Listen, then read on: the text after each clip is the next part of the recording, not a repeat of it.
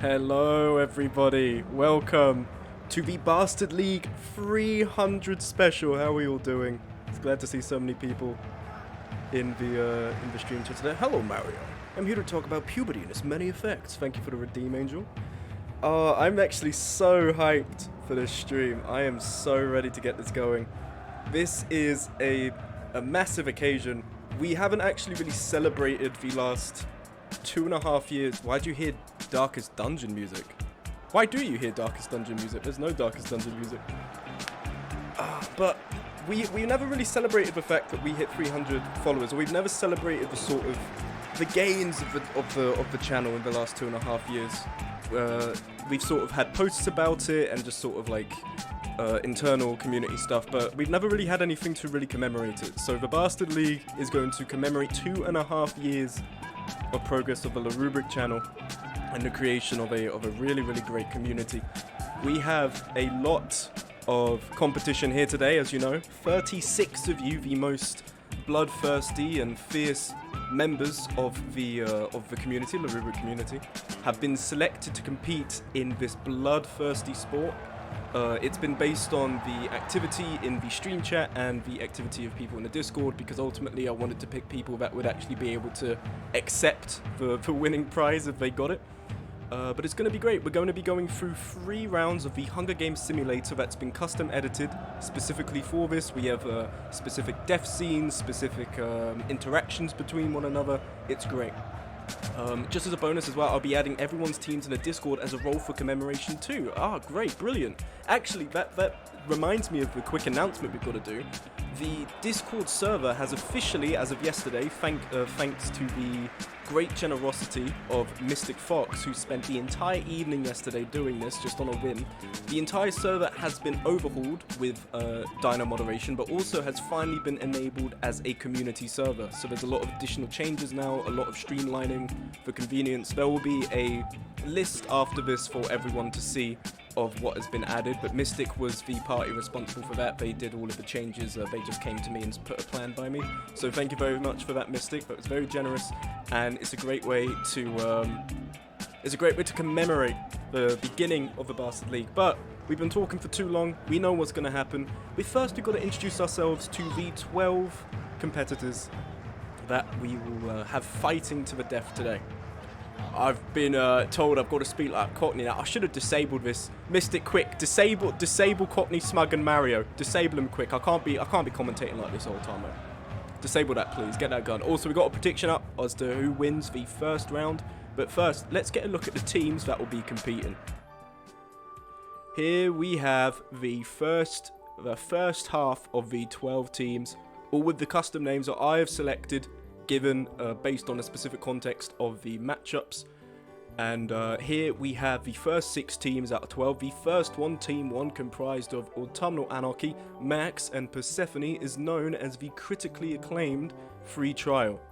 Now, Autumn has just put in the chat, Seph doesn't even play Final Fantasy XIV, but you neglect to understand that Autumn, Max, and Persephone are important components of your Cabal, and part of your Cabal's mantra is endlessly spamming this to me for the last about 1.5 years. We can't overwrite history.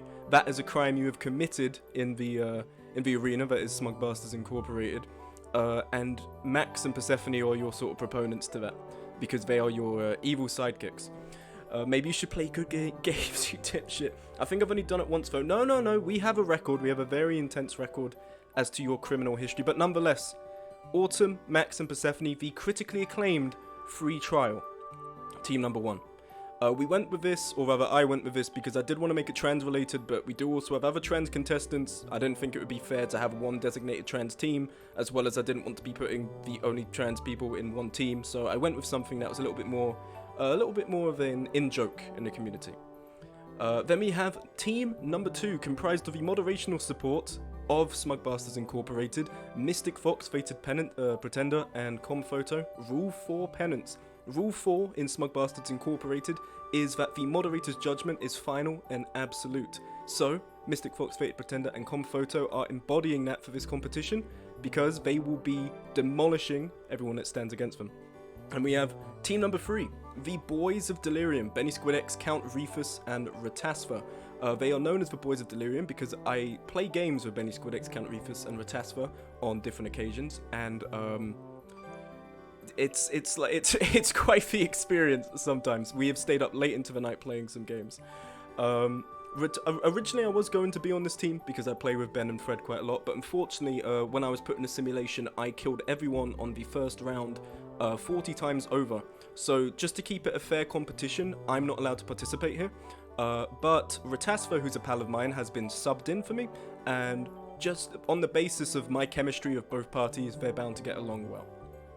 And yet the four of us have never played games together. Listen, you know, it's all about, you know, I've got Type A personality for Type A and Type B for Type B. You know, that's how it is. Two different friend groups, but you've been combined on the basis of you were all stupid enough to be my friend. Team number 4, the Clace Fan Club. Now, this is comprised of Signatelli, Classic Cheese. Oh, so you wouldn't have chosen Ray if you took part 2. Wow, oh my god, this chat.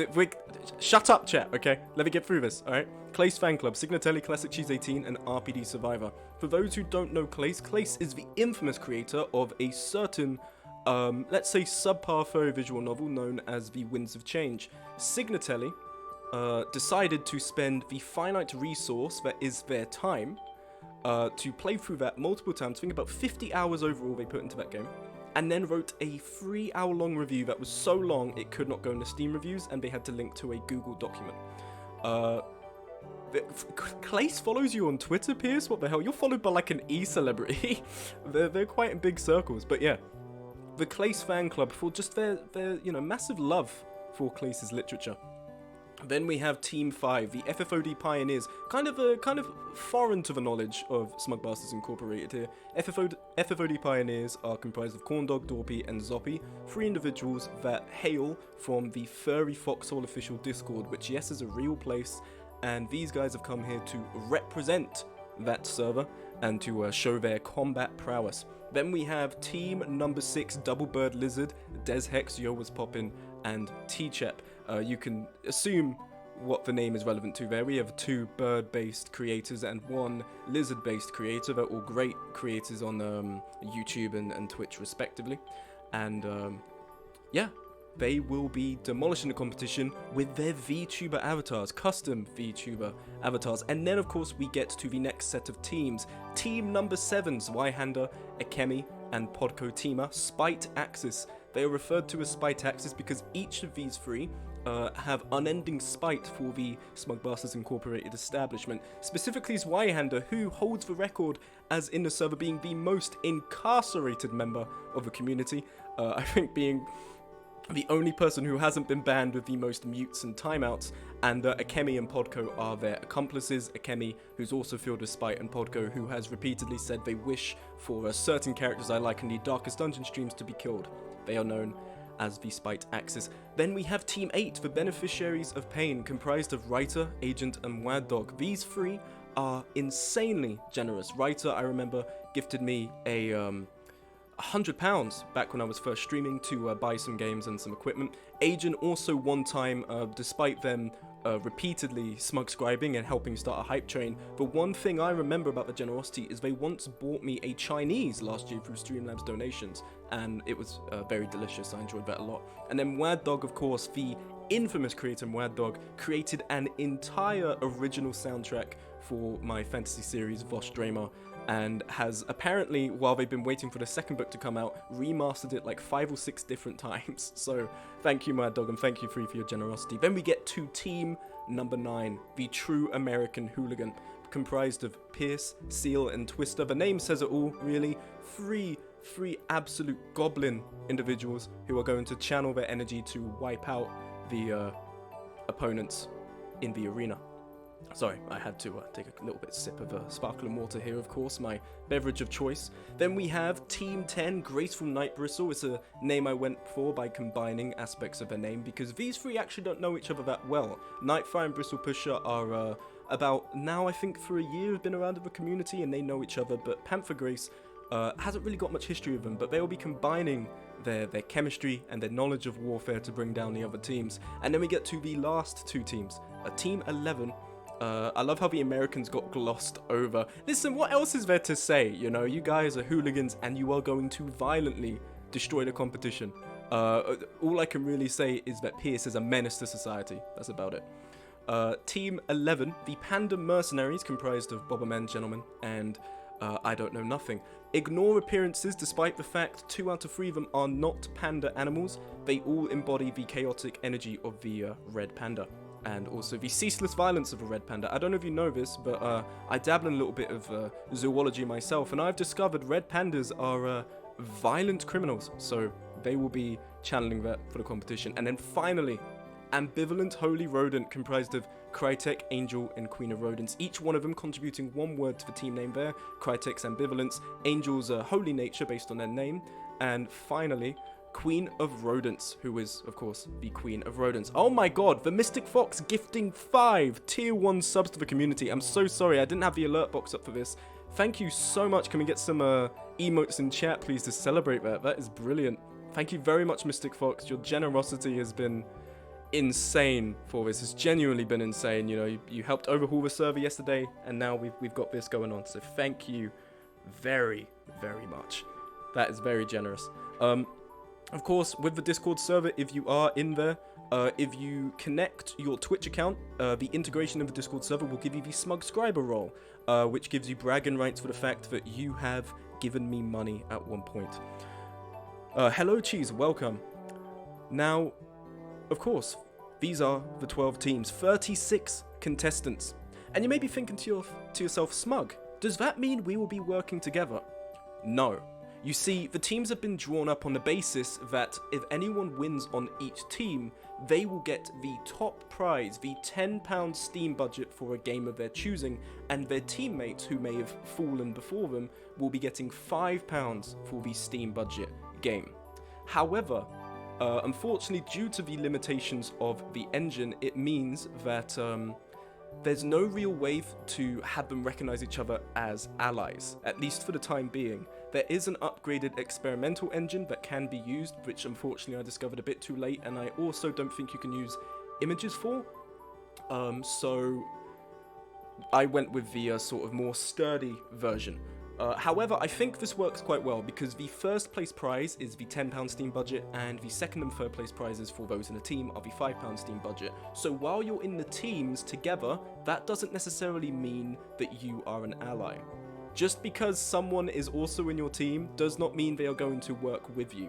There's a little bit of strategy at play. Maybe you want to take out your teammate to guarantee you get the first place prize, or maybe you'll let them live so you have a greater chance. I've seen a lot of betrayals in the practice simulations before this, a lot of exciting drama between the teams. It has been, I actually find it funny Queen of Rodents just messaged there, because Queen of Rodents, I'll be honest, you have been the one that has explicitly killed your teammates the most in the practice simulations, I've noticed. So let's hope that this does not happen. You lied to me. I lied to you? Why did I lie to you? Did you get the teams wrong? Strategy like this is an RNG? What do you mean? Your souls have been imbued in this. You die in the game, you die for real, and then I revive you again so you can come back. So, you said there were 10 teams. There are 12 teams. There have always been 12 teams in the announcements, Mystic. I think this is a classic issue of you not being able to count again. The spy axis cannot function without the full power of all three. Look, place your bets, place your hopes and dreams on each of the teams. It's time that we actually make a move to the arena. Here we have it. Here are the 12 teams standing ready,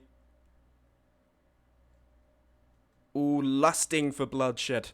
That's what they want. That's what they're here for. 3 rounds. And we will commence the first. Let me see, let me just get my hotkeys for the music real quick, because I still don't remember what I need, okay? We will begin. Hold on, let me turn up the music a little bit. Make it a bit more dramatic for you. Okay. Are we all ready, everyone? Because it's beginning. Oh, wait. Okay, Mystic is, hold on. Hold on, sorry, everyone. Mystic apparently has told me to wait, one of the mods. I want prediction. Oh, okay, we're still putting in the predictions. Lovely. Sorry, I apologize. We will wait for the predictions then to come through. I'm with Autumn, so I'm either winning or getting stupid RNG. Actually, Team 1 is the one that have killed each other the least, I've noticed. I actually haven't seen an instance of Team 1 killing each other. Twister, on the other hand. Twist down here. Watch out for Twist, because Twist has quite literally killed Pierce the most. Mystic, I want my points back. There has been a sanity scandal at the Bastard League 300 special where everyone has been scammed their sanity. Mystic's just correcting the prediction now to see who's going to win. Apologies for 1 second. You started a prediction before introducing the teams. Listen, okay, Mystic has done a lot for me, but if he fucks up at any point, I'm selling him immediately. I'm selling him out. I'm throwing him under the bus. So if he has scammed you of your sanity, that's terrible, that's awful. Nothing to do with that. I don't even know the guy. He's just rocked up into my stream and fucked up everything, and he'll be dealt with. Okay. You can only have 10. No prediction. Okay, you can only have 10. Alright, that's fine. Listen, the bets have already been hedged. In spirit. It's about time we get started on the arena. And, oh my goodness, we already have a casualty. Okay, and it's an intra-team kill here. From a world of darkness comes a sudden flash of light. A city of grey monoliths, abandoned by time. What? Sorry, I can't read that because the chat's in the way. Abandoned by time, step out from the shadow. An old city of furtive origin surrounds the contestants. Agent hits a home run on Ryder's skull. Ryder is dead. Benny Squid X attacks Mad Dog with a mallet but misses. Both escape from the fray unharmed. Signatelli explains how the game works to Crytek. Crytek is thankful. Zoppy flees into the depths of the old city. Autumnal Anarchy flees into the depths of the old city.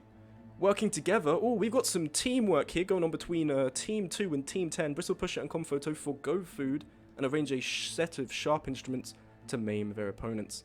T-Chep wonders what Smug Rubric could do in this situation. A wise way of thinking, T-Chep.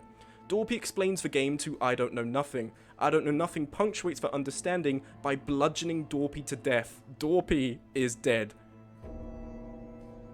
2 casualties so far in the running.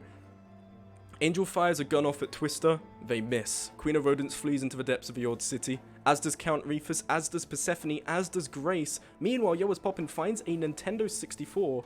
If they survive, this will sell well on the market. Some extra winnings in there for them. While Mystic Fox and Classic Cheese are fighting, Corndog swipes for supplies. Finders keepers. Ooh, a stealthy move here from Corndog for the team. Poketima also wonders what Smug Rubric would do in this situation. Meanwhile, Seal flees, as does Des Hex, as does Akemi. Fated Pretender, Team 1 versus Team 2 here. Fated Pretender and Max fight over some Kinder Chocolate. Fated Pretender hobbles away with a broken arm, and Max enjoys their newly earned snack. Ratasva flees into the depths, as does Gentleman. Meanwhile, RPD Survivor batters Zweihander to death. Nightfire considers against involvement and flees. Zweihander is dead. Despite axes to just take a damning blow down to 2/3 strength there.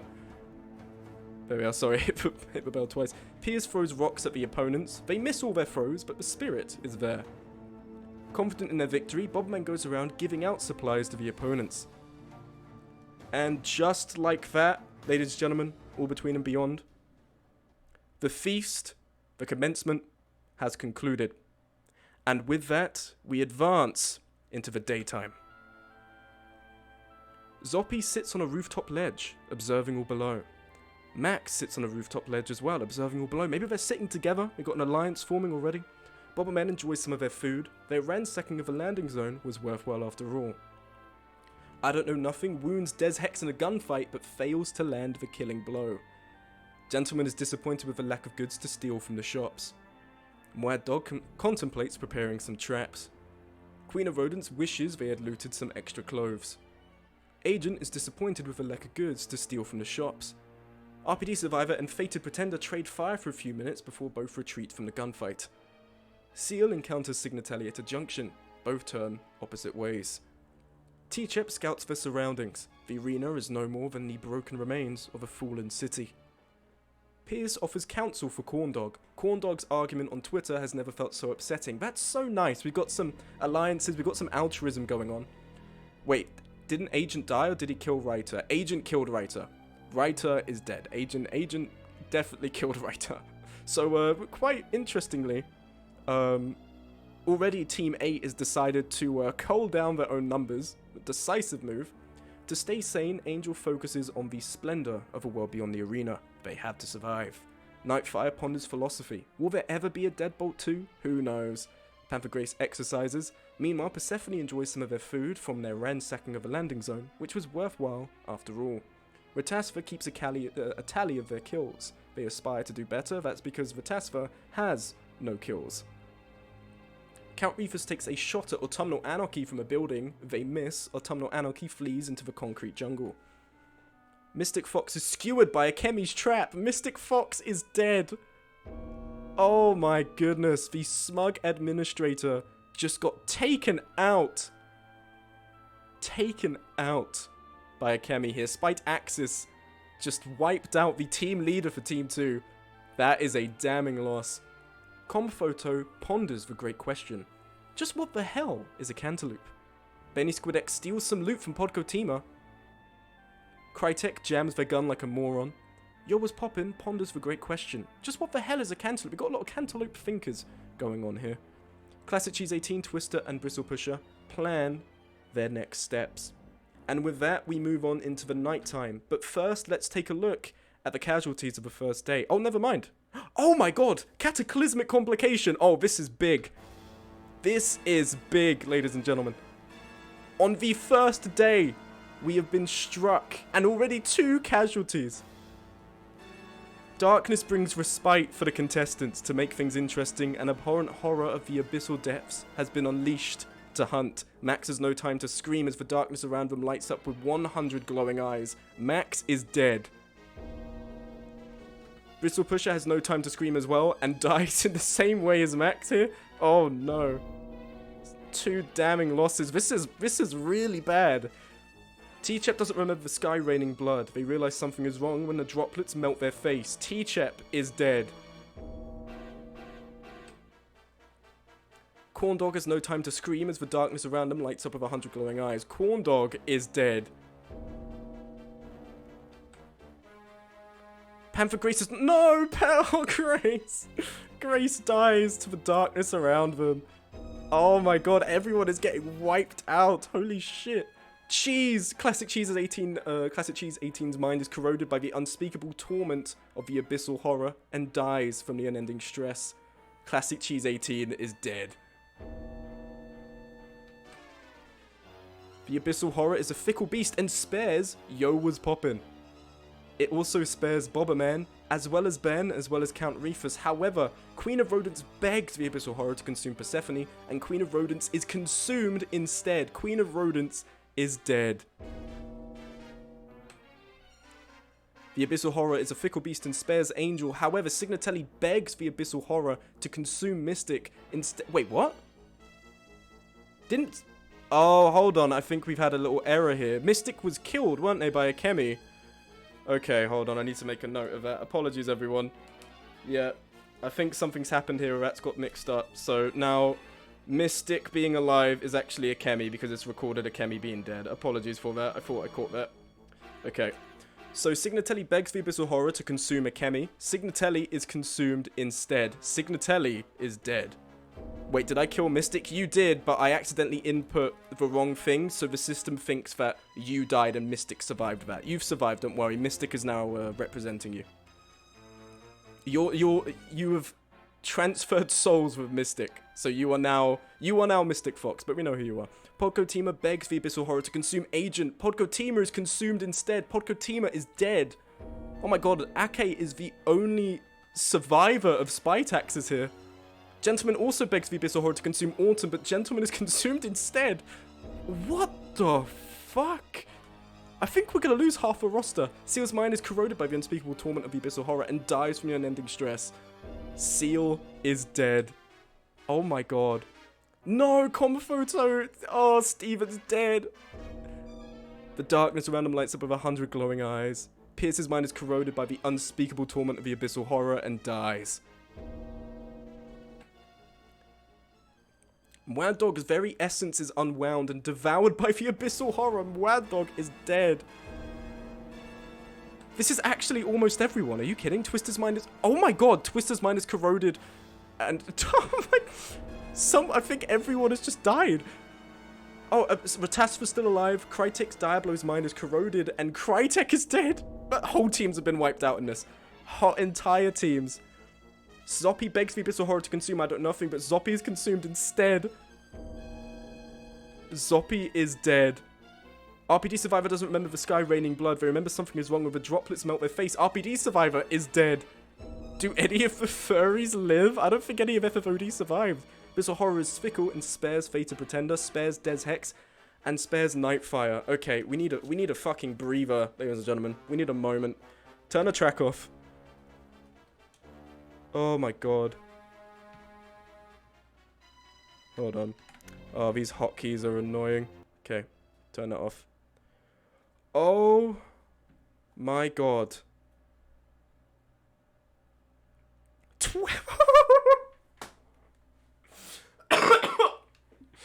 No way. 22 cannon shots can be heard in the distance. The first casualty, right at A, followed by Dorpy, Zweihander, Akemi, which actually is Mystic because Akemi is still in the running. Max, Bristle Pusher, T-Chep, Corn Dog, Panther Grace, Classic Cheese, Queen of Rodents, Signatelli, Podcotima, Gentleman, Seal, Comphoto, Pierce, Mad Dog, Twister, Crytek Diablo, Zoppy, and RPD Survivor. This has been a damning event. I actually didn't think it could happen on the first day. The Abyssal Horror has claimed, I think, about around 20 people throughout that. 20 individuals. That is more than half of the roster. So I think it's about time we take a look at the current standings. Let's take a look, everyone, at the current standings here. As we can see, for Team 1, the critically acclaimed free trial, we have Autumn and Persephone, who managed to survive. Max, unfortunately, was killed in the Abyssal Horrors Rampage, but Team 1 is at 2/3 strength and is still going very strong. Mystic, unfortunately, is dead, but is representing Akemi Soul instead. If Akemi wins, Spite Axis, of course, will get the prize. Fated Pretender is the only survivor of the Rule 4 Penance, and only has a 1/3 chance of making it through. Team 3, completely intact, no kills to their name, but the Boys of Delirium still going strong. They were able to appeal the Abyssal Horror and managed to make it through alive. Team 4, Clay's Fan Club, completely wiped out, despite RPD Survivor managing to have 1 kill to the name. They are completely dead. Team 5 as well, the FFOD Pioneers, embarrassingly no kills to their name, completely wiped out, and all they have to their name is that Corn Dog managed to, I believe, steal some cheese or some food from 2 fighting contestants. Team 6 at 2/3 strengths with T-Chet of Baking in Blue dead, killed by the Abyssal Horror, but they still have a good chance to be in the running here.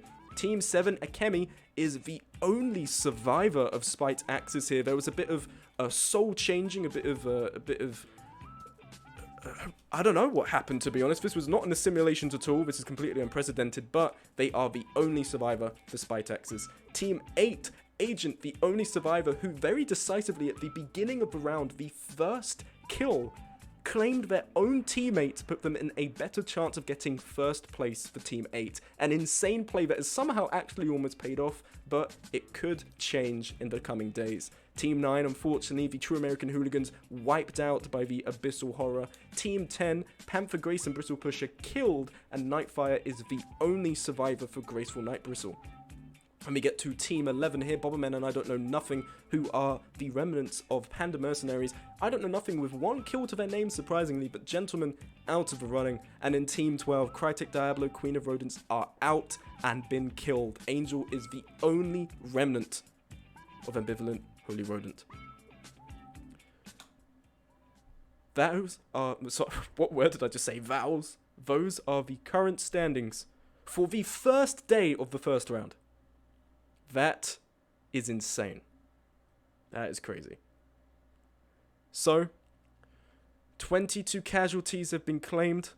Entire teams wiped out. And we carry on into the night. Mystic Fox, or possessed by a Chemi, wanders the streets alone. Yoa's Poppin takes inventory and stock of their camp. Everyone needs a moment to deal with what the fuck just happened. Comedy inures one to the horrors of the dark. Des Hex binges drill tweets for a hearty laugh. Autumn polishes their sword. Autumn is going to make an NSFW joke about that in the chat. I can guarantee it, that she is that predictable. Angel eats some of their food. I don't know nothing, eats some of their food. Delicious as well. Ah, consuming sustenance. Oh my god, we have a kill. Ratasva offers Count Reefus some food. You know, a nice act in these trying times, but Ratasva instead watches as they gargle on the poisoned meat. Count Reefus has died to Ratasva's poison. The boys of Delirium take their first casualty. Nightfire sets their gaze upon the dark and wonders if there is any hope at all for the cohort of lost souls. Fated Pretender sharpens their fan art pencils. Bobberman almost chokes to death on their food, but Agent bizarrely saves them. You'd think that Agent, being the bloodthirsty killer they are, would have let Bobberman die there, bring Panda Mercenaries down to a third strength, but no. Very interesting. Persephone stalks the landing zone for any sign of supplies dropping in. Benny Squid X tries to keep a list of the dead. It's a fucking long list. Okay, and now we press on into the morning. Nightfire stabs and wounds Ratasva. Oh, I thought Ratasva died there. Ratasva hobbles away. Meanwhile, Fated Pretender sends I Don't Know Nothing skyward with an upward swing of their axe. I Don't Know Nothing is dead. Panda Mercenaries could have been wiped out if Agent had killed Bobberman. Bobberman is the last remnant. Mystic Fox trades items with Yoa's Poppin. Agent wounds Angel in a gunfight, but fails to land the killing blow. Bobberman and Benny Squid X duel to the death. Bobberman walks away alive! Benny Squid X is dead! Across one night, Boys of Delirium brought to a third strength. Persephone fights Des Hex for their phone, but fails to land the killing blow. Autumnal Anarchy ponders philosophy. Will there ever be a Deadbolt 2? And of course, 3 cannon shots heard in the distance. We don't need an update on the rankings yet. We will do that for the next Vanquished Fools section, and we will instead continue on. Fated Pretender writes a post asking for someone to kill Ratasva, trying to narrow down the competition to finish off the Boys of Delirium. Bobberman and Yoa's Poppin discuss their plans for the coming day. Meanwhile, Des Hex and Angel discuss their plans as well for the coming day. Persephone and Mystic Fox, which is possessed by a Chemi, talk late into the night. Autumnal Anarchy starves through the night. Autumn is dead! Too busy polishing their sword, they starved to death. I don't know, does that mean Team 1 might be out now? Nightfire reads the best-selling 5-star fantasy YA series Vostrema. What? No way! Oh, I've heard about that. That's crazy. Agent eats some of their food. Delicious.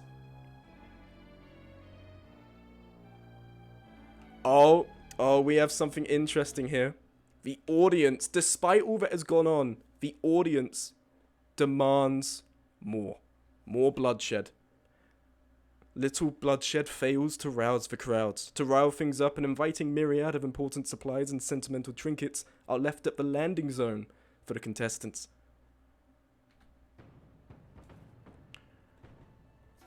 Ratasva refuses the surplus of a landing zone, as does Nightfire.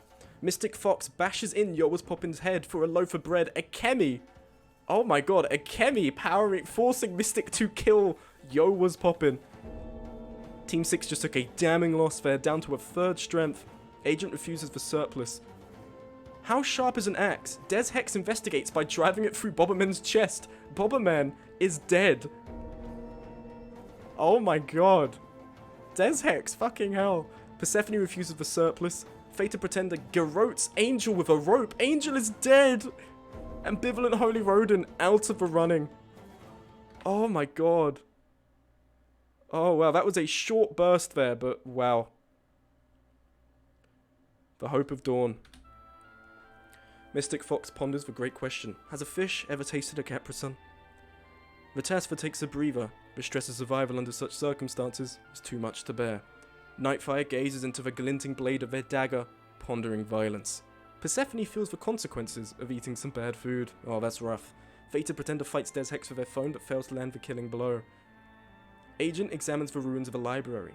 Not a trace of blood. Odd. Okay, quick question. Why has Ray survived like 3 or 4 murder attempts? He's an EMT. He knows how to heal himself. And, my god, okay, 4 cannon shots. 4 cannon shots. Autumn, Yo was popping, Bobberman, and Angel. Let's take a look at the current standings. Team 1, critically acclaimed free trial, brought down to only a 3rd strength. Autumn tragically starved to death, leaving Persephone with 0 kills and their only chance of success. Meanwhile, Fated Pretender is the only survivor of Team 2 with 2 kills. They have their blood first sated, while Akemi of Spite Axis there also has 2 kills to their name and is currently wreaking havoc on everyone else. They are the last survivor of Spite Axis, and they still have a very good shot at landing the win there. Team 3 unfortunately lost both Count Reefers and Benny Squid X over the course of one night, leaving Ratasfa as the only survivor. Team 6, Des Hex, the only survivor of Double Bird Lizard there. But they did cleave Bobberman apart, meaning that Team 11 down here is also out of the running.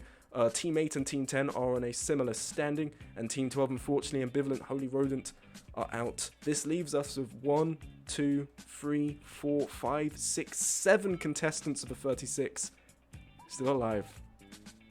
It could all change here, folks. It could change. In fact, I think there is no team with the best running. Every team that is left only has 1 person to their name. This, my god. This, anything could happen. Which I think now we are going to see how this gets resolved. The first round of the tournament. Mystic Fox offers Fated Pretender some food. Both enjoy a meal. Akemi, oh, I see Akemi's game pretending to be Mystic, sidling in with their teammate until they strike. I like that. Ratasfa and Des Hex stumble into one another, both part ways amicably. Very interesting. Some altruism, some kindness in the arena right now. Nightfire sleeps inside the wreckage of an old car, whereas Persephone tries to keep a list of the ever-growing list of the dead. Struck by creative inspiration, Agent paints on the walls. Not as all as bad as it seems. Fated Pretender is optimistic. Mystic, you see, Akemi here has lured them into a false sense of security. Mystic fights Des Hex with their phone. Akemi trying to steal a phone off Des Hex. I think not remembering how lethal Des Hex is in this. Do you know how elephants sleep? Neither does Persephone, who spends the day researching the matter. Agent feels the consequences of eating some bad food. Nightfire forgets to eat and starves. Nightfire is dead and Team 10 is out. Oh my goodness. Rookie mistake.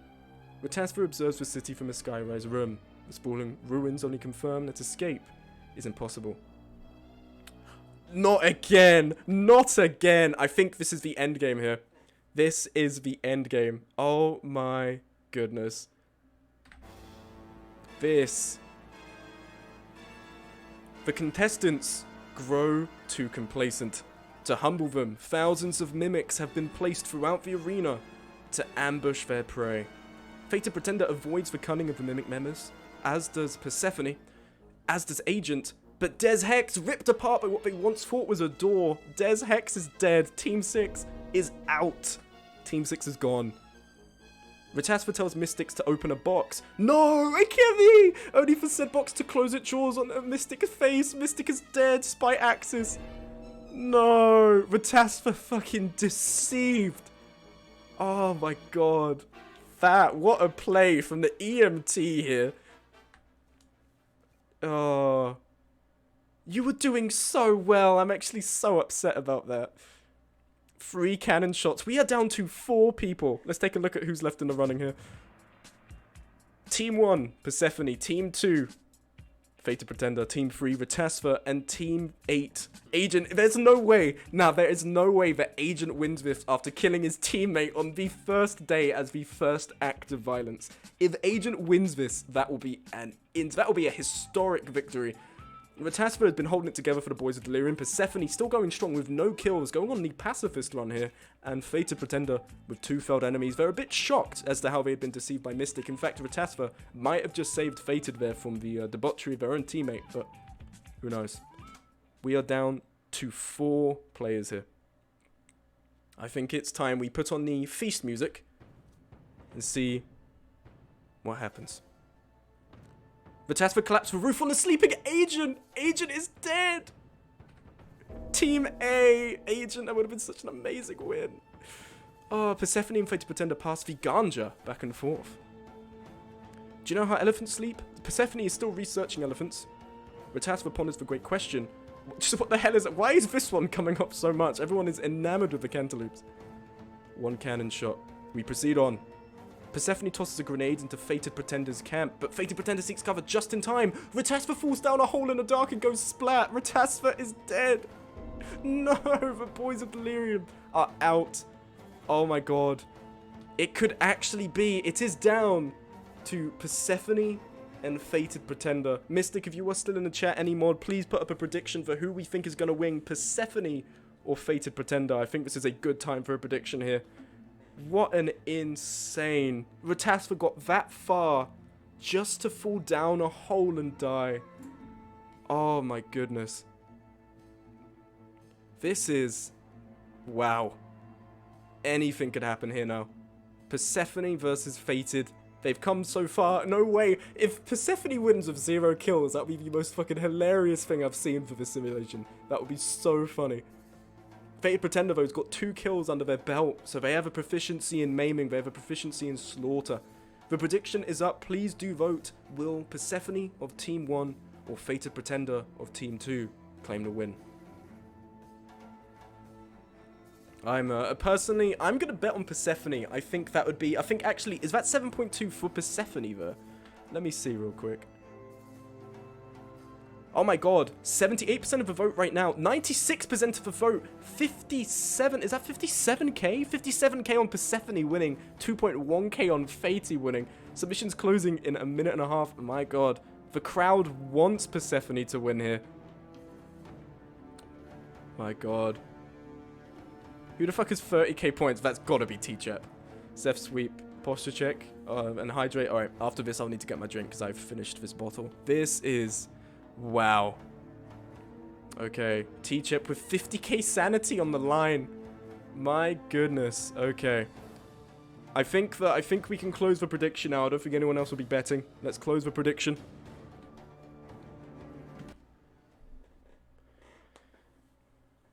Okay.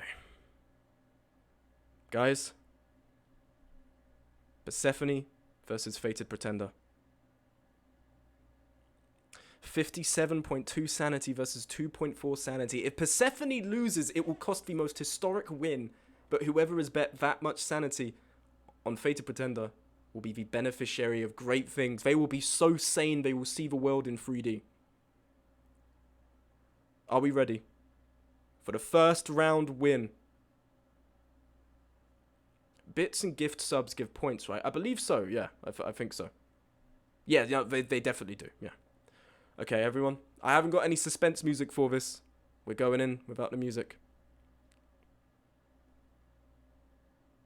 Let's see. Who is the ultimate bastard of the first round of the Bastard League 300 special?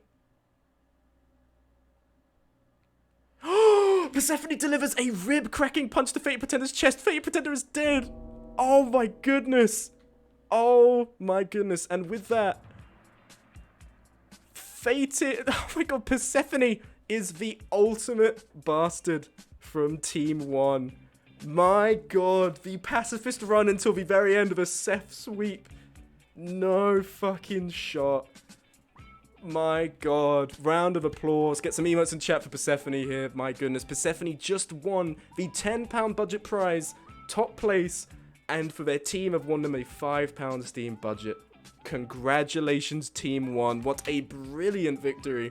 That was historic. We had plenty of people there who could have come away with a fantastic win, but that was special. Let's take a look at the rankings currently. The top 18 here we have in 18th place, Twister. 17th place, Crytek Diablo. Zoppy, 16th. RPD, 15th. Count Reefers in 14th, followed by I Don't Know Nothing in 13th. Benny in 12th. Autumn in 11th. Yo Was Poppin' in 10th. Bobman in 9th. Angel in 8th. Nightfire in 7th. Des Hecht in 6th. Mystic in 5th. Agent in 4th. Ratasva in 3rd. Well, rather, Mystic, Akemi in 5th place. Fated Pretender in 2nd. And Persephone in 1st place. Bringing home the win. If we take a look at the kills here, we can see as to how many kills were rewarded. The team rankings, we had Team 7 in 12th place, Team 9 in 11th, followed by Team 5, Team 4, Team 11, Team 12 in 7th, and Team 6, Team 6 in 5th, Team 8 in 4th, Team 3 in 3rd, the Boys of Delirium, Team 2, the Rule 4 Penance, and then Team 1. My goodness. Ratasva at the top with the most kills. Persephone down at the bottom with only 1. Still brought home the victory. Team 1 win. Well done. Critically acclaimed free trial. Now, we're going to need to quickly correct this technical difficulty because I've noticed, obviously, that there was a bit of soul transfer going on. We don't want that happening. I will now transfer you. Don't worry, Mystic, don't get in contact with them. I will get in contact with them afterwards. I will actually make a note here, which I should be doing, that the Team 1 will be victors. Let me get that down. Persephone, very well done. Bringing it home for critically acclaimed free trial. Brilliant. Now, let me cut you guys to the Be Right Back screen. Oh, sorry. And while I correct this for you, one moment. Apologies, everyone. Let's modify the events here. Okay. I believe it was...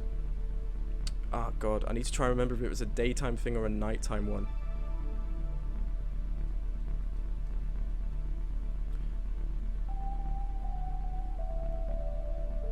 Okay, let me see. Is this it? Can I play another? No. Smug, where's my halftime show? You will get... You guys, you will... I'm sorry, we couldn't have Beyonce appear. She's a little bit sick today. I'm very sorry about that. Okay, it might have been nighttime, I believe.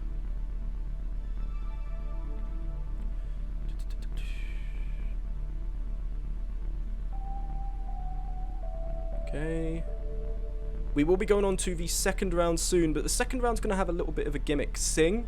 Ah! Sorry, I can't do it. I can't. I don't want to drive you guys off the stream before we even got to the second round yet. It's daytime. Okay, lovely.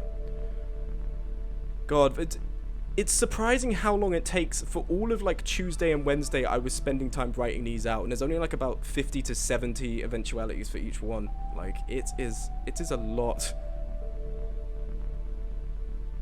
Okay, something with a trap, I believe, at Kemi.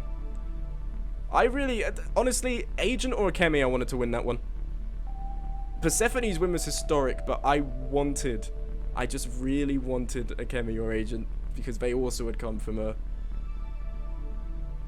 Oh my goodness, that was so cool. You see, this is why I love it so much. It's just so, like, the spectacle of it. I know it's just a glorified giveaway, but...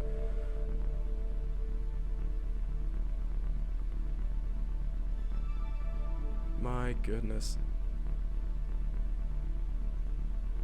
Something with skewering. I believe should be up here then, I think. Yep, okay. It's got a... But it can't be this one. Killer, play one. Ah, no, this is it. I found it. Impale. Yeah, I got it. I've just found it. You see, if you're doing this for like 3 hours in a row, it can very easily get quite, like... Very easy to get confused. Lovely. Alright. Okay. So now, let me quickly save this, because you have to save every season you do.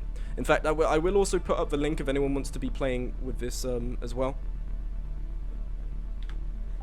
Angel reads a misprint of Vostramar 2 and dies. Genuinely, that's why I haven't been allowing you guys to read it. Because if you read that misprint, you are going to fucking die. So that is why I haven't let you guys do it. Okay. Alright, let's get the new thing open. Perfect. Alright, everyone. We are ready for another round. We are ready for round 2. Lovely, lovely, lovely. Get that open. Okay. Round 2. Yeah, there are 3 rounds to this, Podco. There's 3 rounds to this. In fact, very quickly, I have to... Hold on. I have to actually send you guys back again because I've got to simulate this to make sure it doesn't just do a repeat. Hold on. Hold on. Sorry. Proceed. Simulate. Perfect. Alright, we're ready. We're ready to go. Sorry for that. It's oh, hold on. Sorry, I've got a phone call. Hello, boss? Yeah, what's up? Oh, really? I didn't... Oh, wow, okay. Yeah, no, that's great. I'll let them know now. Alright. Love you. Okay, sorry. Yeah, I won't save it. Yeah, sorry, I know, it's yeah, okay, sorry. Yeah. Bye. Okay, so, guys, I just got a notice for great acting, Smug. Thank you. I just got a notice from my boss. Smug, the mic. What about the mic? What about the mic? This is why they let you keep... Listen, okay? Listen. Let me do my bit. I spent a minute doing that bit. Let me do it, okay? My boss has just told me. You don't need to call me that. Shut. My boss has just told me that because we are doing 3 rounds, there's a little bit of a discrepancy. You see, what happens if Team 1 wins again? Do they get another prize? That wouldn't necessarily be fair. They've already claimed a victory. They've already brought it home. That wouldn't be... It just wouldn't be fun to have someone holding the prizes. We're doing this to give back to the community, in a way. So, my boss proposed and gave me permission that Team 1 is now, out of the kindness of their hearts, will be donating their win to the bottom team of last round. Now, the bottom team of last round was, I believe, Team 11, I believe, was the bottom team of last round, the Panda Mercenaries.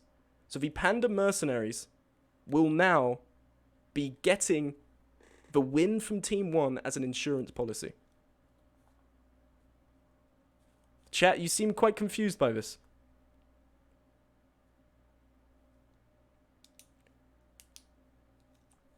Just so that you mean if they win again? Yeah, if Team 1 wins again, shouldn't we just choose who to win if we win? Would people, the bottom team is Team 7? I don't think it was. Okay, listen. I think I maybe made an inaccurate. All right, for this round, what we'll do, the insurance policy, it was 7. It was 7. Okay, then it's going to Team 7. Spite axis, total misplay. Shut up. The insurance policy is going to Team 7. That way, it's just randomized instead of having people pick what teams they'd like it to go to. So the insurance policy is for Team 7. If Team 1 wins, Team 7 will get the win, and we'll spin a wheel to see who gets the first place prize. I think that's the most fair way of doing it, instead of people picking. I was going to give money to Team 1. Yeah, that's exactly why. Okay, listen, we are now on to the second round. We have an insurance policy for Team 7, meaning that Team 7 now has a 1 in 6 chance, 2 teams out of 12, to win, potentially. But anything can go. Why not just pass the prize down to second place? No. Because I want the Smug. Okay, yeah, sorry. You said you've DM'd me something. Smug, I look dumb. Please change it to my proper PFP size. I look so stretched out. I can't change it midway through. I'm sorry.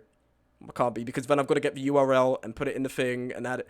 So, I'm sorry. You are going to have a look a little bit silly. Although, I don't think you look silly. I think you look great. I have dinner. Can you stop until I'm back? Thanks. We carry on, okay? The tournament carries on into round 2, the insurance policy round, where we will be... where Team 7 can potentially get an extra win here. So, let us begin with the feast music. And we will... Hold on, let me flip the pages here. This notebook is very persistent on not opening. We will continue on for round 2. From a world of darkness comes a sudden flash of light. A city of grey monoliths abandoned by time step out from the shadow. An old city of furtive origin surrounds the contestants. Dorpy flees into the depths of the old city. Meanwhile, Angel Lad and Corndog are fighting it out. Des Hex swipes their supplies. Finders keepers. A good move. I don't know nothing. Stumbles upon a box of fresh Chinese food. They tuck in as they run off. Ah, delicious. Can I have some? That's lovely. Confoto ruins the other supplies for the competition. Count Reefers and RPD have no food. Nightfire flees into the depths of the old city. As Zoppy finds a bag of grenades. Max grabs what they can, weaving between fighting contestants before skedaddling. Bristlepusher finds a great sword. It's heavy, but it'll work. Seal grabs what they can, weaving between fighting contestants, before skedaddling. Bobman flees into the depths of the old city, as does Gentleman. Ratasva clashes blades with Agent. Oh, there's a grievance from last round. These two, they want to be fucking each other up. Out of admiration for how cool it was, though, both part ways amicably. It's fair enough. It's a cool sword fight. Mystic flees, as does Yoa's Poppin', as does Queen of Rodents. Meanwhile, T-Chep is throwing rocks at the opponents. They miss all their throws, but the spirit is there. Classic Cheese team flees, as does Twister, as does Writer. Meanwhile, Panther Grace repeatedly stabs Akemi. Akemi is dead. Spy Axe is the first casualty of war, but that means they have 5 out of 6 contestants still in the running for Spy Axes here. 5 out of 6. Akemi can't, or Akemi might do if Team 1 gets it. We'll have to see. Krytek takes in the scene and watches the others for a moment. They're not in a rush. Zweihander ruins the other supplies. Benny Squidex and Signatelli have no food. Podko flees into the depths, as does Autumn. Both Fated Pretender and Mad Dog chase Pierce, but fail to land a killing blow. Persephone flees into the depths of the old city. And now, we carry on into the day. Mystic Fox and Seal posit the origins of a bizarre city. Persephone wrestles against Pierce for some loot. Persephone is victorious. Signatelli ponder. Oh! Something's happening down there. Oh, I think Fated is in trouble. I scored too far. Signatelli ponders the great question. What if the wheels on a bus didn't go round and round? Autumn and Zoppy cleave Fated Pretender limb from limb. Fated is dead. Oh no. Team 1 and Team, Team 5 wanted to make sure Team 2 doesn't have a chance here. Des Hex rolls some dice with Dorpy. Mad Dog takes a breather. The stress of survival under such circumstances is too much to bear. Shunning the labyrinth beyond, Classic Cheese 18 hunkers down inside a building and waits for carnage out. Agent offers counsel for I Don't Know Nothing. I Don't Know Nothing's argument on Twitter has never felt so upsetting. God damn, I don't know nothing, I'm so sorry for your loss. Queen of Rodents enjoys some lunch. Max and Ratasva wander the streets together. Neither is certain of the destruction that caused such dereliction. To stay sane, Ryder focuses on the splendor of a world beyond the arena. Meanwhile, Count Refus ponders philosophy. Is the moon really made of cheese? Bristle Pusher, Corndog, and Yoa's Poppin' plan the next steps. Oh, we've got an alliance here with Team 10, Team 5, and of course Team 6. Interesting. Nightfire and Twister wander the streets together, neither is sure of a destruction. Bobman ponders the great question about buses. People think of the public transport this round. RPD Survivor attempts to attack Benny Squidex's camp, but forgot to pack ammunition. The battle is over before it begun. T-Chep sits on a rooftop ledge, observing all below. Podgo contemplates preparing some traps. Gentleman fights Comfoter for their phone, but fails to land a killing blow. Panther fights Krytek for their phone, but also fails to land a killing blow. Angel wounds Zweihander. Oh, Spy Axis is... Oh, Zwei survives, but Spy Axis cannot be affording this right now. 2 cannon shots. We're not going to have a Vanquish Fools section, because only 2 people have died. So we will continue on. Oh my god, walking the dark streets is unwise. Something Mystic Fox finds out when Krytek shoots them dead. Mystic Fox is dead. Another casualty for Team 2. It's all down to Comfoto now. Comedy inures one to the horrors of the dark. Benny Squidex binges drill tweets for a hearty laugh. Signatelli and Seal settle down for the night. The night holds all sorts of terrors. Dorpy is thankful for their shelter, warm and snug. Autumn binge watches La Rubric. Excellent taste. Tensions escalate at Pierce's camp as they argue with Corndog. Oh, some tensions here between Team 9 and Team 5. This could be bad. Queen of Rodents robs Gentleman for food. Gentleman feeds them lead. Queen of Rodents is dead. Oh, Team 12 just took a casualty. Struck by creative inspiration, Count Refus paints on the walls. Mad Dog dozes through the night. I Don't Know Nothing and Classic Cheese discuss their plans for the coming day. Des Hex nurses Max's wounds. Wow, nice. What is that? Team 6 and Team 1? Interesting. We've got an alliance forming there. A chance for betrayal. Writer and Bobberman settle down for the night. Field of homicidal energy. Ratasva can't wait to spill some blood. T-Chep tosses a grenade into Nightfire's camp. Nightfire seeks cover. Their sleepy ass. Twister calls Bristle Pusher. An insightful conversation ensues. Comfoto listens to relaxing hum of an old space heater. Comfoto, 2 of your teammates are dead.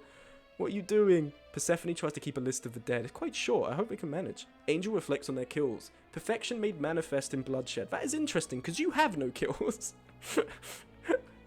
What's going on with you? Yoa's Poppin' sleeps cocooned in the blankets they swiped from the landing zone. Zoppy fires at Zwei. People want Zwei dead. My god. RPD fires at Grace. Oh, RPD knows Grace is a player in this round. Agent hides in the shadows of a derelict supermarket. The fridge is still hum with life. Podco sharpens their fan art pencils. To stay sane, Count Reefus focuses on the splendor. Meanwhile, Agent wishes they had looted some extra clothes.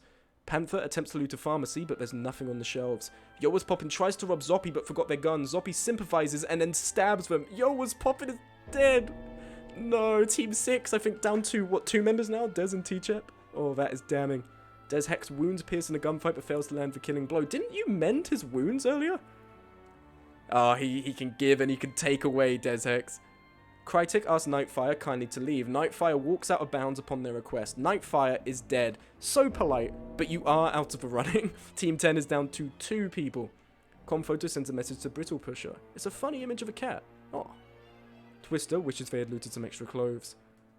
RPD attempts to attack, but again forgets to pack ammunition. RPD is not remembering shit right now. Autumn and Podco execute Corndog as planned. Corndog is dead. Michael, we are seeing Team 1 and Team 7 know what's up right now.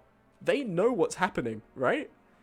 Because Team 1 knows, alright, our insurance is going to Team 7. So right now, we're going to help them win. My god. Classic Cheese 18 keeps a tally of their kills. They aspire to do better. Signatelli is disappointed with the lack of goods. Mad Dog stays on the move. They can't trust that no one is following them. Benny Squid X organizes their food. They can't remember what wine goes well with fish. Seal feels optimistic about the situation. How bad can it be? Bobman and Agent search for buildings together. Persephone and I Don't Know Nothing also search for buildings together. Let's hope they don't collide, these two teams. I hit the mic, I apologize. It's white wine, by the way. Oh, please tell them. They need to know. Ryder passes gentlemen on the street. Both eye one another, but neither decide to do anything just yet. Dorpy observes the city from a skyriser room. The sprawling ruins only confirm that escape is impossible. Max ponders philosophy. Will there ever be a Deadbolt 2? I want to know, Max. Please tell us. Teacher takes a shot at Zwei. They miss. Zwei flees. People want Zwei dead. My god, man. 5 cannon shots. Well, everyone, you know what time it is. Let's take a look at the current standings. Team 1 currently Autumn with 2 kills, going absolutely feral. Both teammates still alive, doing strong. The victors from the last round, knowing their win will be passed down to Team 7, is cooperating with Podco to take up the enemy team. Team 2 here, we only have 1 survivor for Rule 4 penance. Comphoto, no kills to their name, and honestly, seemingly unbothered. This might have been a good opportunity for them to claim the win. Team 3, Boys of Delirium, no kills to their name, but still going strong, looking and sitting pretty. Team 4, Clay's Fan Club, in a similar situation. Team 5, down to just Dorpy, Zoppy, they're killing their lead killer of the team out, as well as Corndog, the lead thief. Team 6, we have had another, I think, yeah, Poppin didn't die. Alright, who killed Poppin there? Because Poppin has now changed souls with someone else. I'm sorry, I've got like hundreds of messages here to get through, and I didn't catch that. I apologize. I think so. I can't remember. Does anyone remember who killed Poppin there? That's all. Because otherwise someone has just been cheated there. God, I'm so sorry. I needed to double check this, but I saved Poppin with the power of love. Are we sure it wasn't Zoppy? Actually, hold on. We can take a look, right? Was it the Abyss of Night? We can take a look here for the records. Yo Was Poppin sleeps cocooned. Alright, so it's the next day. We can find out whose soul's been traded here. Hope of Dawn.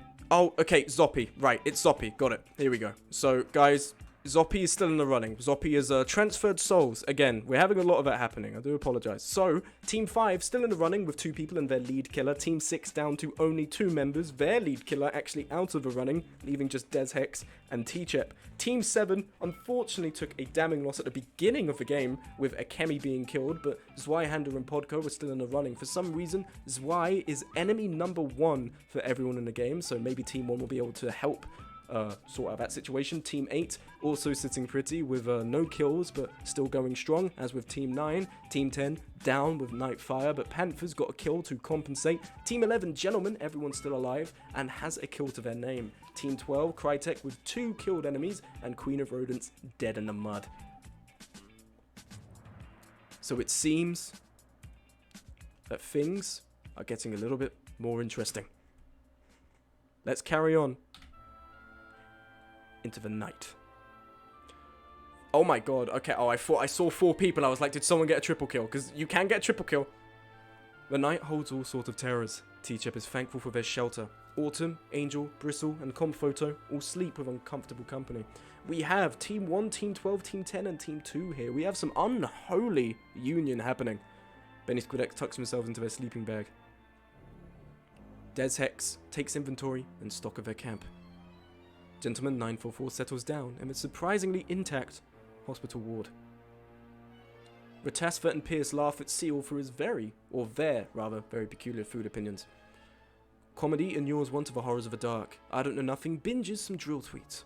Writer offers Podco a drink. They both get drunk through the night.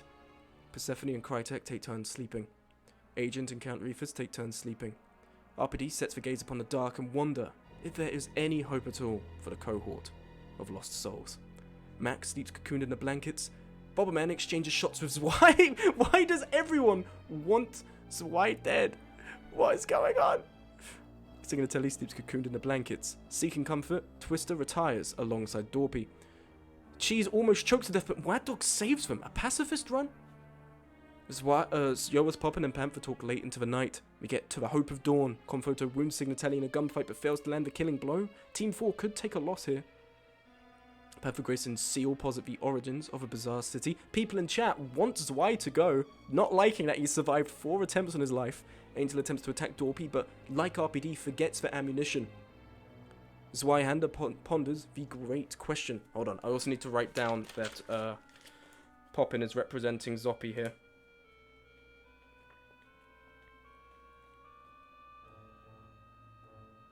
Perfect, just to make a note in case I forget again, we don't have to check. Zweihander ponders the great question. Has a fish ever tasted a Capra Sun? Max attempts to loot a pharmacy. Not one thing left on the shelves. Des Hex attempts to attack Persephone's camp, but also forgets their ammunition. Benny states their bloodthirst by oh my god, Ben has turned on the boys of Delirium! They have compromised the 100% safety. Taken out their road dog. Count Reefus is dead. With a bowling ball, no less. You put him down like a fucking animal, man. With a bowling ball. What the hell? Boys of Delirium just got cut down to 2/3 strength there. Benny Squid X in chat saying they would never, but they just did. What a betrayal. No! Crytek Diablo sends Autumn an Elon Musk tweet. The cringe is too much to bear. Autumn's dead. Team 1 down to 2/3 strengths. And the insurance policy bringing Team 1 and Team 7 to 4 out of 6. They're down to 2/3 strength overall, both of them. Bobberman wishes they had looted some extra clothes. T-Chet wishes they had also looted some extra clothes. Gentleman attempts to loot at pharmacy. Nothing there. Twister trades items with Mad Dog. Pierce boxes against Podco Teamer. Neither managed to hit their opponent. Classic Cheese organizes their food. I don't know nothing and Bristle Pusher plan the demise of Zoppy in Yoa's Poppin's flesh. They know what's going on. They're onto them. They're like Team 5. They've got an inner man in there. We gotta deal with him. RPD survivors disappointed with the lack of goods. Ratasva gazes into the glinting blade of their dagger, pondering violence. Writer wishes they could be watching Smug Rubric stream. So true. I wish I could be too, man. A midday nap is deserved after Agent's tribulations. 2 casualties. And we carry on. The Abyss of Night. Mad Dog, Agent, RPD, and I don't know nothing all sleep with uncomfortable company. Mad Dog, Agent, so what is that? Team... Oh, Beneficiaries of Pain with 2 pandas. A weird cooperation here. Zweihander offers Gentleman 944. Observes as they sleep. The slaughter will wait. Zweihander plotting their revenge. I think Gentleman actually took a shot at Zweihander at some point. Very interesting. Podco hides in the shadows. Crytek...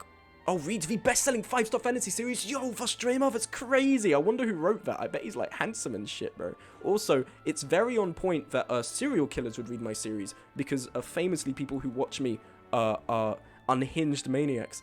Bristle Pusher fires at Yoa's Poppin, missing all the shots. Bristle Pusher acting on the plan. Insane. Usually people forget about it. Bristle Pusher has a grudge with the penguin, embodied by a raccoon fox person inside. They know what's going on. It's getting freaky. Confoto wonders what Benny Squid X is up to. The night holds all sorts of terrors. Seal is thankful for their shelter. Des Hex forgoes food for the night. Classic Cheese and Writer laugh at Signatelli for his very peculiar food opinions. Clay's fan club siding with a beneficiary of pain. Persephone asks Dorpy to not kill them when they sleep. Dorpy obliges. Very honourable. It's Zoppy, that's how you say it. Swoppy. Panther Grace calls Bobman, insightful conversation. Max offers Ratasva a drink. They both get drunk through the night. T-Chep tucks themselves into their sleeping bag. Twister reflects on their kills. A bit sloppy, I don't think he had any. Pierce tosses a grenade into Angel's camp. Angel seeks cover just in time. The Hope of Dawn. Gentleman picks a fight with Ratasva, Panther Grace, I don't know nothing, a Bobberman like a fucking idiot. Gentleman is dead. Taken out. They tried to pick a fight with 4 people, and it did not end well for them. So that brings Panda Mercenaries down to, I believe, a 3rd strength? No, 2 3rd strengths. In fact, 2 of their teammates here, the Panda Mercenaries, turned tails on them and took them out. That was a weird affair going on there. Persephone's disappointed with a lack of goods. Uppity Survivor sits on a rooftop ledge. Agent loots all of Signatelli's goods. Dorpy scouts for surroundings. The arena is no more than the broken remains of a fallen city. Seal enjoys some lunch. Angel offers counsel for Bristlepusher. Bristlepusher's argument on Twitter has never felt so upsetting. Crytek enjoys some lunch. Benny Squid X and T-Chep posit the origins of the bizarre city. Zweihander sends debris crashing down on Twister, killing them! Zweihander fucking collapsed back! Twister's dead! Oh shit. True American Hooligan just took a casualty.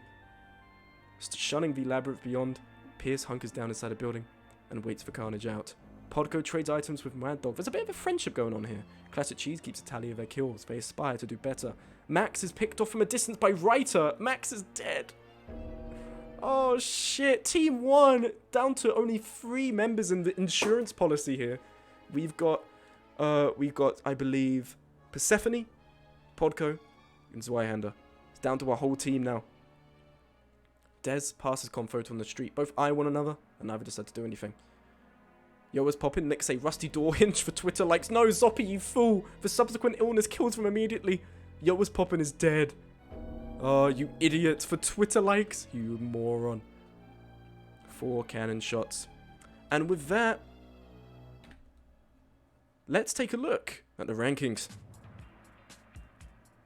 Team 1 has unfortunately taken a lot of casualties over the coming days, despite their evident coalition with the Team 7, the Spytaxes. They have taken 2 damning casualties, and Persephone is all that's left. Combined with the efforts of Zweihander and Podco, they are forming one combined team. The critically acclaimed Spytaxes free trial. Team 2, Comphoto, the only person left standing, still not dirtying their hands here, letting everyone fight each other off before picking off the stragglers. Team 3, a tragic betrayal at the hands of Benny Squid X, who took out their close pal Count Rufus. Ratasva and Benny both have a kill to their name. A little bit of tension going on. Can Ratasva trust Benny to not do the same to them? Team 4 in a similar position here with no deaths but no kills to their name. Team 5 has lost their reincarnated teammate in Was Poppin' and is truly now the last member of FFOD Pioneers. Team 6 down to 2/3 strength with their killing member dead for good now. Team 7, Zweihander and Podco still going strong despite the loss of their teammate.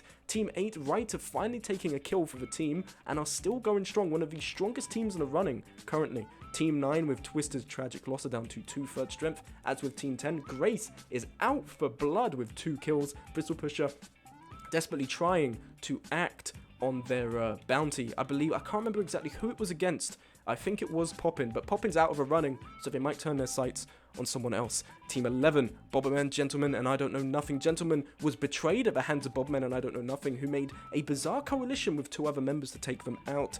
Gentleman is out, Panda Mercenaries down to 2/3 strength. And finally, Team 12, Crytek has now got a hat trick in terms of kills. Queen of Rodents out of the running. Crytek, I believe, having the most combined kills on the team, potentially. And now, we carry on. And probably set sights on Zwei out of spite. Ratasva sleeps inside the wreckage of an old car. Bobman forgoes food for the night. Benny Squid X keeps guard for the camp. Panther robs Mad Dog for food, but Mad Dog feeds them lead. What a turn. My god. Grace's hunger got them killed in 2 ways there. Their lust for blood and their lust for actual physical food led them to Mad Dog, who took them out. Bristlepusher is all that remains of the graceful Night Bristle. Agent tries to keep a list of the dead. Seal, Pierce, I Don't Know Nothing, and Dorpy all sleep with uncomfortable company. Signatelli tucks themselves into their sleeping bag. Ryder and Bristlepusher debate who to kill. Zweihander cooks a late night meal. RPD and T-Chep discuss their plans.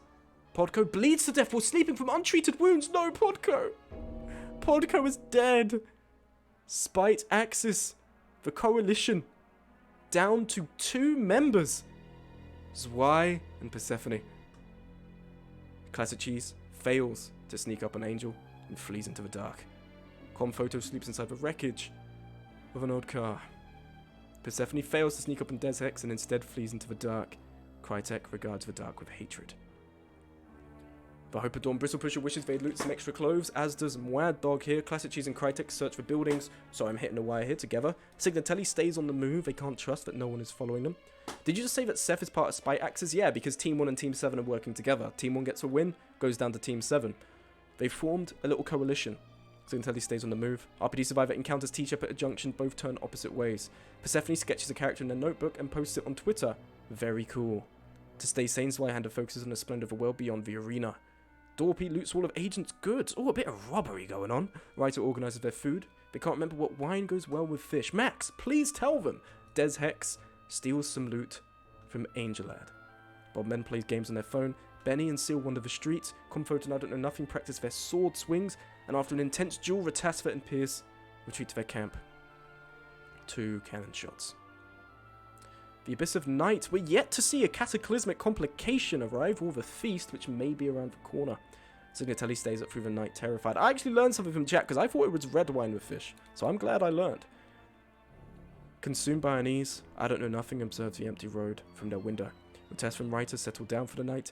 Des Hex and Bobman stumble into one another, but both part ways. We're seeing a bit of a pacifism here. Everyone is hesitant to make a move.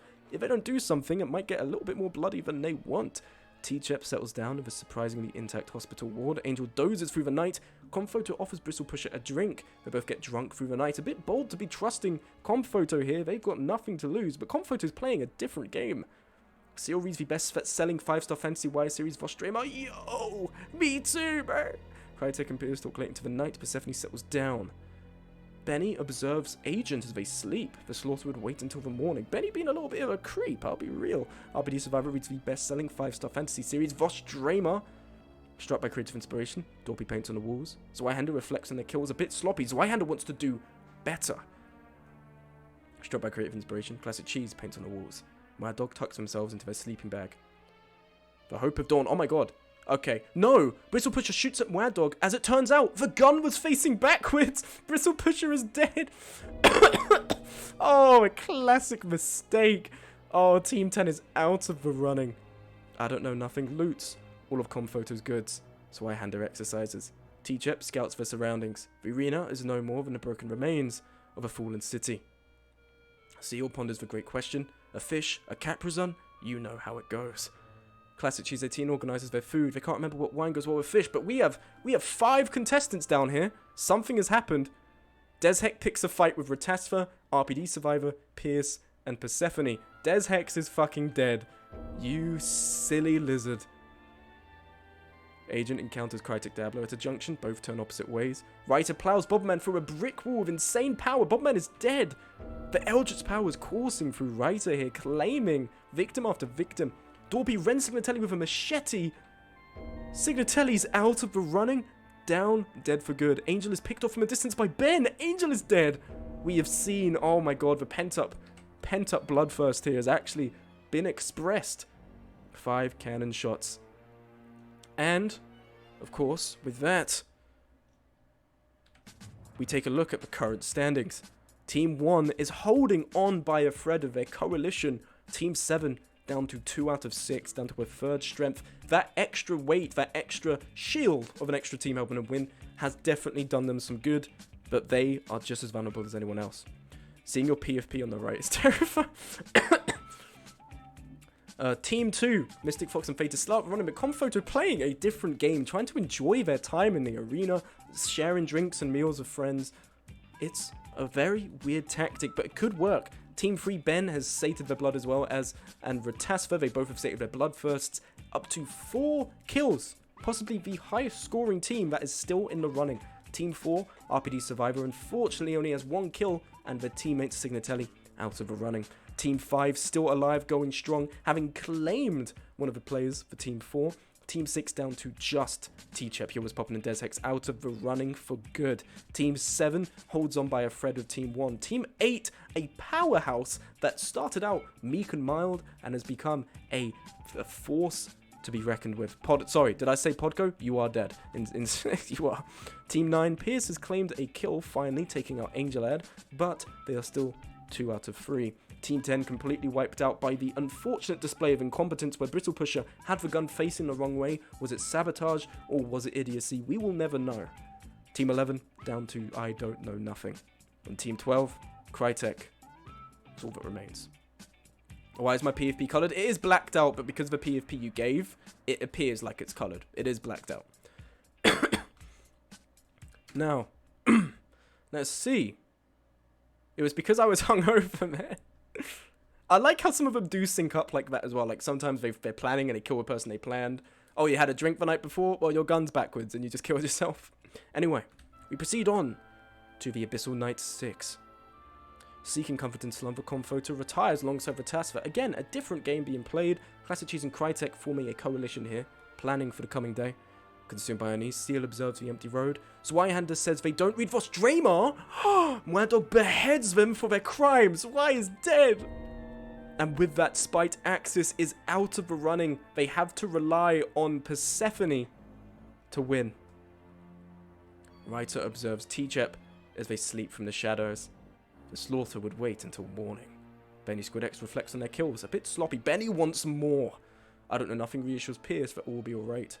Dorpy and Persephone track down Agent. Agent is shot while sleeping. Agent is dead. Out of the running and gone. Team 8, I believe, takes their first casualty in a long time. RPD Survivor hides in the shadows. Pierce and Benny plan the demise of I don't know nothing. They want to take out the Panda mercenaries. Persephone takes a shot at Dorpy, but they miss. Persephone is out for blood. Seal feels the consequences of eating some bad food. Confoto wishes they could be watching Smug Rubik stream and said, Steven, what are you doing? He's just playing a different game. Classic Cheese and Crytek trade fire for a few minutes before both retreat. The slippery slope of my murderous rage will be lubricated by the blood of my enemies. Ben is out for blood. T-Chep sketches a character in a notebook and posts it on Twitter. Very cool. Writer cleaves Ratasva in 2. My god! Ratasva is dead. Boys of Delirium down to the Berserker Benny Squid X. Writer, I think, is now on 4 kills. My goodness. RPD ponders philosophy. Could a dog boy and a cat girl truly fall in love? That's something for chat to decide. My dog ponders philosophy. Again, will there ever be a Deadbolt 2? Oh, finally. Finally. We have it. I've been fucking waiting for this. Oh, did I hit the wrong one? Oh, that is the wrong track. Sorry. There we go. The Cataclysmic. I have to shout for myself. Good luck, everyone. Thank you, Mystic, for helping out for a bit. I hope we'll see you again towards the end. But if not, very much thank you. Sorry. Hotkeys. Perfect. The contestants cower in the safety of the buildings. To incentivize movement, a relentless inferno has been set upon the abandoned skyrise. Persephone shoves Pierce under falling fiery debris. Pierce is dead. Writer traps RPD Survivor in the burning building, leaving them to perish. RPD Survivor is dead. Oh, this is getting nasty. Mad Dog escapes the scorching blaze. Benny traps Dorpy in the burning building, leaving them to perish. Writer and Ben competing for the most kills. Seal escapes as to... No, Comfort was devoured by the flames. He didn't even know what was going on. He was having a nap. He's dead. I don't know nothing escapes the scorching blaze of the inferno. Crytek Diablo escapes the scorching blaze. Classic Cheese is devoured by the flames. Classic Cheese. T-Chip is devoured. We have lost a bunch of teams there. Bunch of teams out of the running. Oh my goodness. 9 cannon shots. A lot of dead. Let's take a look at the current standings.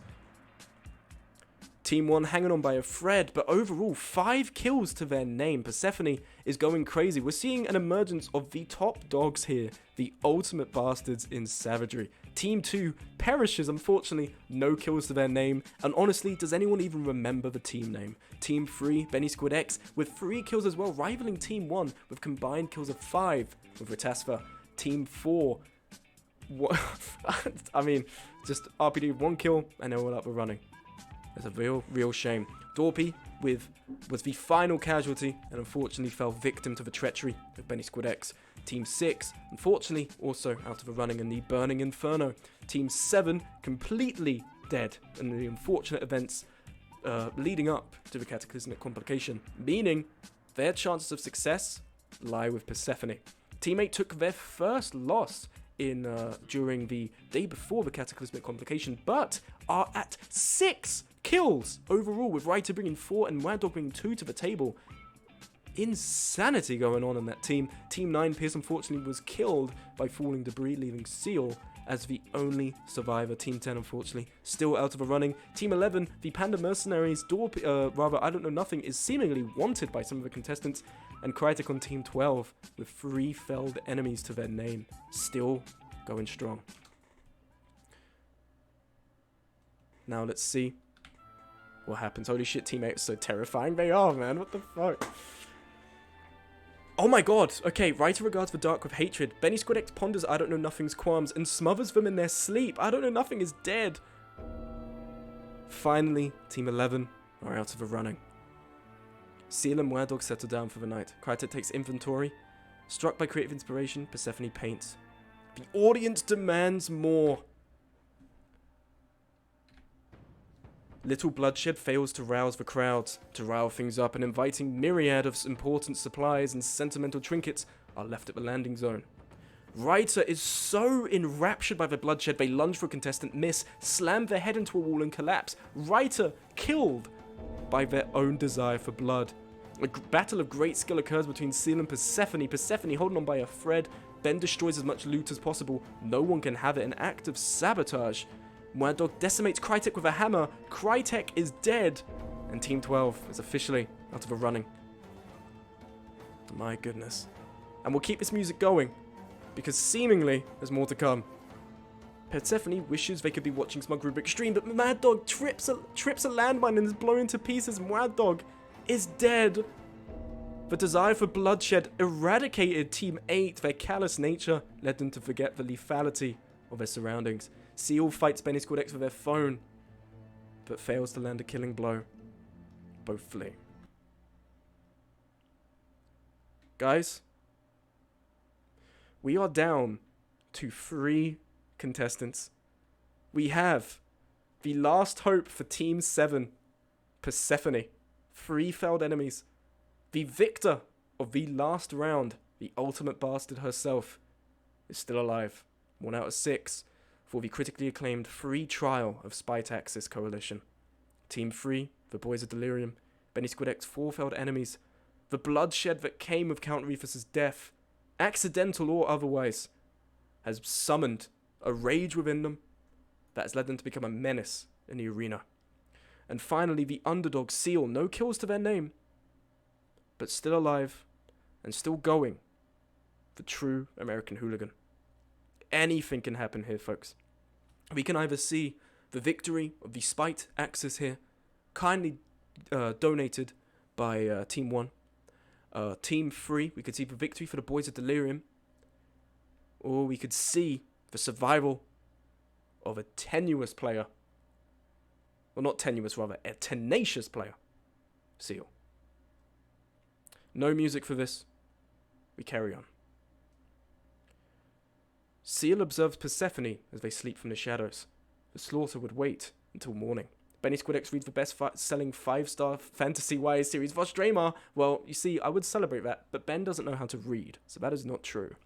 Persephone sits on a rooftop ledge. Seal contemplates preparing some traps, and Benny Squid X attempts to loot a pharmacy. They're planning, they're plotting, but they know what's coming.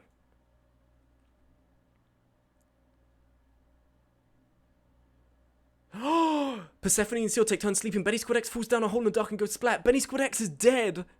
My god, Spite Axis has a chance here. Oh my god. It's between the victor, the ultimate bastard from last round, and the tenacious survivor of true American hooligan. My goodness. I'd put up a prediction again, but I don't believe there's any mods in the chat. So we're going off of just... We're betting our own... I could set it up, right? Give me a second. Let me see. I could get it set up because I have Twitch open. One moment. Let me get this set up for you guys. Create a dashboard.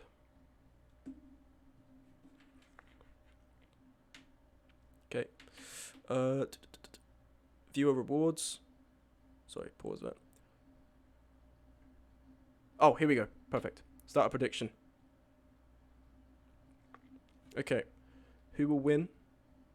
Persephone, Team 1 and Team 7, or Seal, Team 9. We're starting a prediction now. Please, everyone, take a moment to place your predictions. To place your bets on who's going to win. Give you a couple of minutes to decide. We have 50 points, 70 points so far going in on Persephone. A little bit of sanity being deposited. I think it's because some people here, it's probably their first time viewing in a long time. Haven't got a lot of sanity to their name. My God, 50k! 50k on Seal for Team 9. Oh my God, virtually 100% of a vote. We know who's gifted that. The philanthropist, the sanity philanthropist, T-Chep, with all their money. The billionaire. My goodness. Sealers no kills, Seph will demolish, slaughter, massacre them. Oh, well, we don't know. We don't know. Just because they haven't had any kills yet doesn't mean they haven't got a sharp mind. But 24k going in on... What's that? Hold on, let me check this. 24k going in on Persephone with a 33% versus 67% split in favour of Team 1 and Team 7 against Team 9. This could be big. This could be very big. We're going to close the submissions here. And we will now see who is the winner of round 2, the ultimate bastard of the Bastard League 300 special. Oh! Seal raids Persephone's camp, butchering them in the process. Persephone is dead. Seal, the underdog. That means Team 9 brings home the victory for... Oh my God, True American Hooligan. The underdog. No one thought they could do it. That is crazy. Oh, I was rooting for you ever since I knew you had a chance in the running, Seal. Second round goes to Seal. Everyone, let's take a look at the rankings for the second round of the Bastard League. The top 18 places go as follows. Signatelli of Clay's Fan Club in 18th place. Angel of Ambivalent Holy Rodent in 17th place. Zweihander of Spite Axis in 16th. Agent of Beneficiaries of Pain in 15th, followed by Ratasva in 14th. Pierce in 13th. RPD in the 12th. Dorpy in the 11th. Confoto in 10th. Classic Cheese in 9th, Teach-Up in 8th, I Don't Know Nothing in 7th, Writer in 6th, Crytek in 5th, Mad Dog in 4th, Benny Squid X in 3rd, Persephone in 2nd, and the ultimate bastard, Seal, in 1st place. It was an insane competition here. We saw the biggest swingers, the biggest killers of the league here get killed by their own incompetence and desire for bloodshed. Benny Squid X fell down a hole, Writer smashed their head, and Mad Dog accidentally tripped a landmine. But the last place was Team 10. Which means the insurance policy will combine the efforts of Team 9 and Team 10 for the last and oh, sorry, yes, I need to end the betting. Thank you for reminding me. I usually don't do this. Choose outcome. It was Seal. Complete prediction. There you go, guys. Perfect. Okay. Now, this means we have one round left in the running. And potentially, a secret bonus round. Redeem posture check. Thank you very much, Cerebral. Alright, I'm going to leave the third round up to the mercy of the game. Okay. We're going to have a third round and then a secret... Good night, everyone. Thank you, Kemi, for stopping by. Really appreciate it. We're going to have a secret fourth round with a special gimmick. So, everyone, let me quickly send you to the... sorry, let me cut the music here.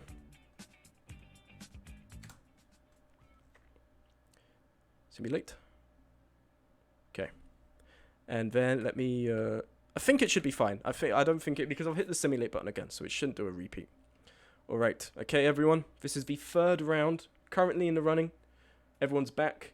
The insurance policy for Team 1 actually remains in place, right? Team 1's insurance policy remains in place, because if they win again, it's going to go to Spite Axis. But now there's a second insurance policy where it will go to, if Team 9 wins, it is going to go to Team 10. So we've got a coalition going on between the critically acclaimed Free Trial and Spite Axis, as well as True American Hooligan and the Graceful Night Bristle. This is the last official round of a Bastard League 300 Special, a ceremony 3 years in the making. So, let's see. Oh, Bristle, hydrate. I should hydrate. Hold on, let me go get a bottle of water, because I've had so many of them, and I have been speaking a lot, so give me a moment.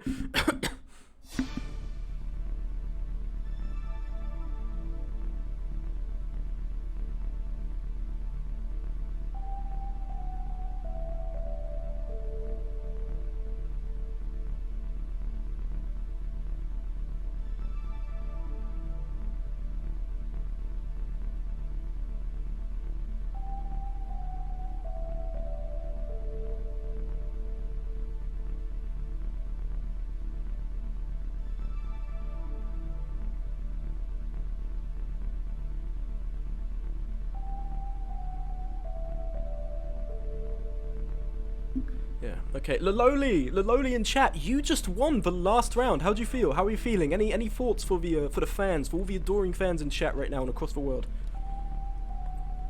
Anything you'd like to say? Yeah, you won the last round, Lololi. You came first place. You won for your team. Team 9, True American Hooligan.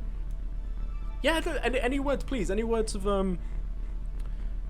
any words of inspiration for the people who may have been inspired to also go and kill their fellow man in your name? And any words for the tournament? Just a quote, a yearbook quote, even. That's so funny. You've just joined and you had no clue you've won. Yeah, you just won it. You're actually the underdog. It was you versus Persephone, and everyone thought Persephone was going to win because Persephone had like 4 kills to their name. So count yourself lucky. I want to thank my people for being brave Americans or something. Ah, a true patriot, a true American hooligan. But now, my friends, we press on into the third round of a Bastard League 300 Special. Anything can happen. We have coalitions formed between Team 1 and Team 7, Team 9 and Team 10.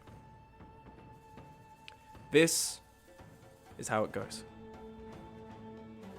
From a world of darkness comes a sudden flash of light. City of great monoliths, abandoned by time, come out from the shadow.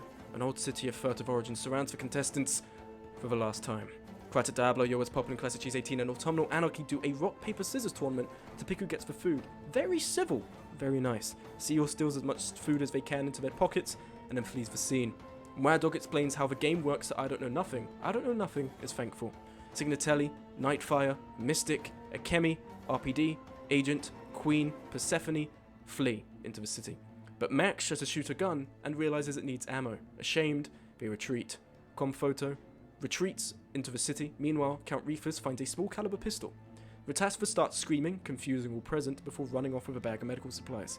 Just got back. How did I die? I believe you got shoved under falling debris or you got burned alive. I think that's what happened. Zweihander flees, as well as Panther. Benny Squid X tries to snatch a bottle of water, but Corndog sends them flying and takes it for themselves. But Benny is still alive. Ryder flees. Angel, Zoppy, Twister, and Pierce fight over a bag of crisps. Zoppy gives Pierce a black eye. Podco grabs what they can, weaving between fighting contestants before skedaddling. Des Hex waves a gun around to rob the others. While doing so, they accidentally pull the trigger and shoot themselves in the face. Des Hex is dead. Well, there goes the lizard in Double Bird Lizard. Dorpy flees into the depths of Eor's city. Gentleman finds a small caliber pistol. Bobman flees. Fated finds a bag of grenades. T-Chep also flees. And with that, we press on into the day. Podco Fema feels the consequences of eating some bad food. Classic Cheese jams their gun. Comphoto guns down Zweihander like an animal. Zweihander is dead! Spite Axis just took their first loss, along with Team 6, in the commencement ceremony. Dorpy and T-Chep corner Akemi, slaughtering them. Akemi's dead! Oh my god! Spite Axis Sorry, yeah, I fucked up your name there, Podco Tifa. Count Reefers enjoys some of their food. They ran second of a landing zone with worthwhile. We are down to one. Podco is the last survivor of... Oh my god, of Spy Axis. Zoppy is riddled with holes by Mystic and Queen of Rodent. Zoppy is dead. FOD Pioneers took their first loss. Rataspa feels optimistic. How bad can it be? Agent loots all of Max's goods. Signatelli trades items with Mad Dog. Pierce organizes their food. Gentleman contemplates preparing some traps. RP Survivor enjoys some of their food. A ransack of the landing zone was worthwhile. Fated Pretender asks Panther kindly to leave. Panther Grace walks out of bounds upon their request. Panther Grace is dead. Very nice, Panther. Very, very kind, but I think you forgot what this tournament was about. Seal stays on the move. They can't trust that no one is following them, and Seal understands that people are going to be after them after last time. People who want their sanity back. The right to enjoy some of their food. Their ransacking of the landing zone was worthwhile. Bobberman exercises. Bissell Pusher attempts to attack Autumn's camp but forgot to pack ammunition, which is funny because Bristle just said in the chat, "I'ma kill someone this game, I swear." Bristle, you need ammunition. That's very silly. Twister rolls some dice with Crytek Diablo. Angel organizes their food. Corndog wishes they looted some extra clothes. Yo is popping and I don't know nothing. Plan the demise of Persephone. They are fucking tired of the Seph sweep. They want her gone out of a competition. Team 1 is too much of a threat. Benny Squidx admits to Nightfire they don't watch the rubric. Nightfire kills them in brutal fashion. Benny Squidx is dead. Killed. For their insubordination. And with that,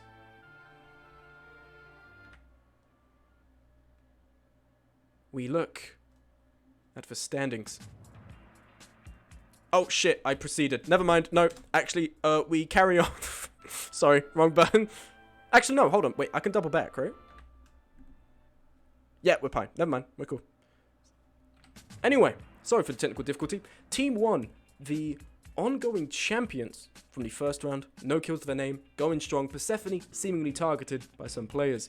Team 2, a kill to their name each, going very, very strong. What an insane display. Rule 4 Penance wants this win. They want to show force. Team 3, no kills to their name, and unfortunately Benny Squidx out of the running, already a big player in the last round. Team 4 in a similar position to Team 1. Team 5, down a man, but a kill to their name. Team 6, down a man, but also a kill to their name for T-Chep. Team 7, the unfortunate recipient of tragedy, Podco Tima, the only survivor of the Spite Axis. Team 8, also in perfect condition, no kills to their name. As for Team 9, Team 10 unfortunately took a tragic loss with Grace, but Nightfire has managed to land a kill against a big player in the league. Team 11 and Team 12 holding on just fine.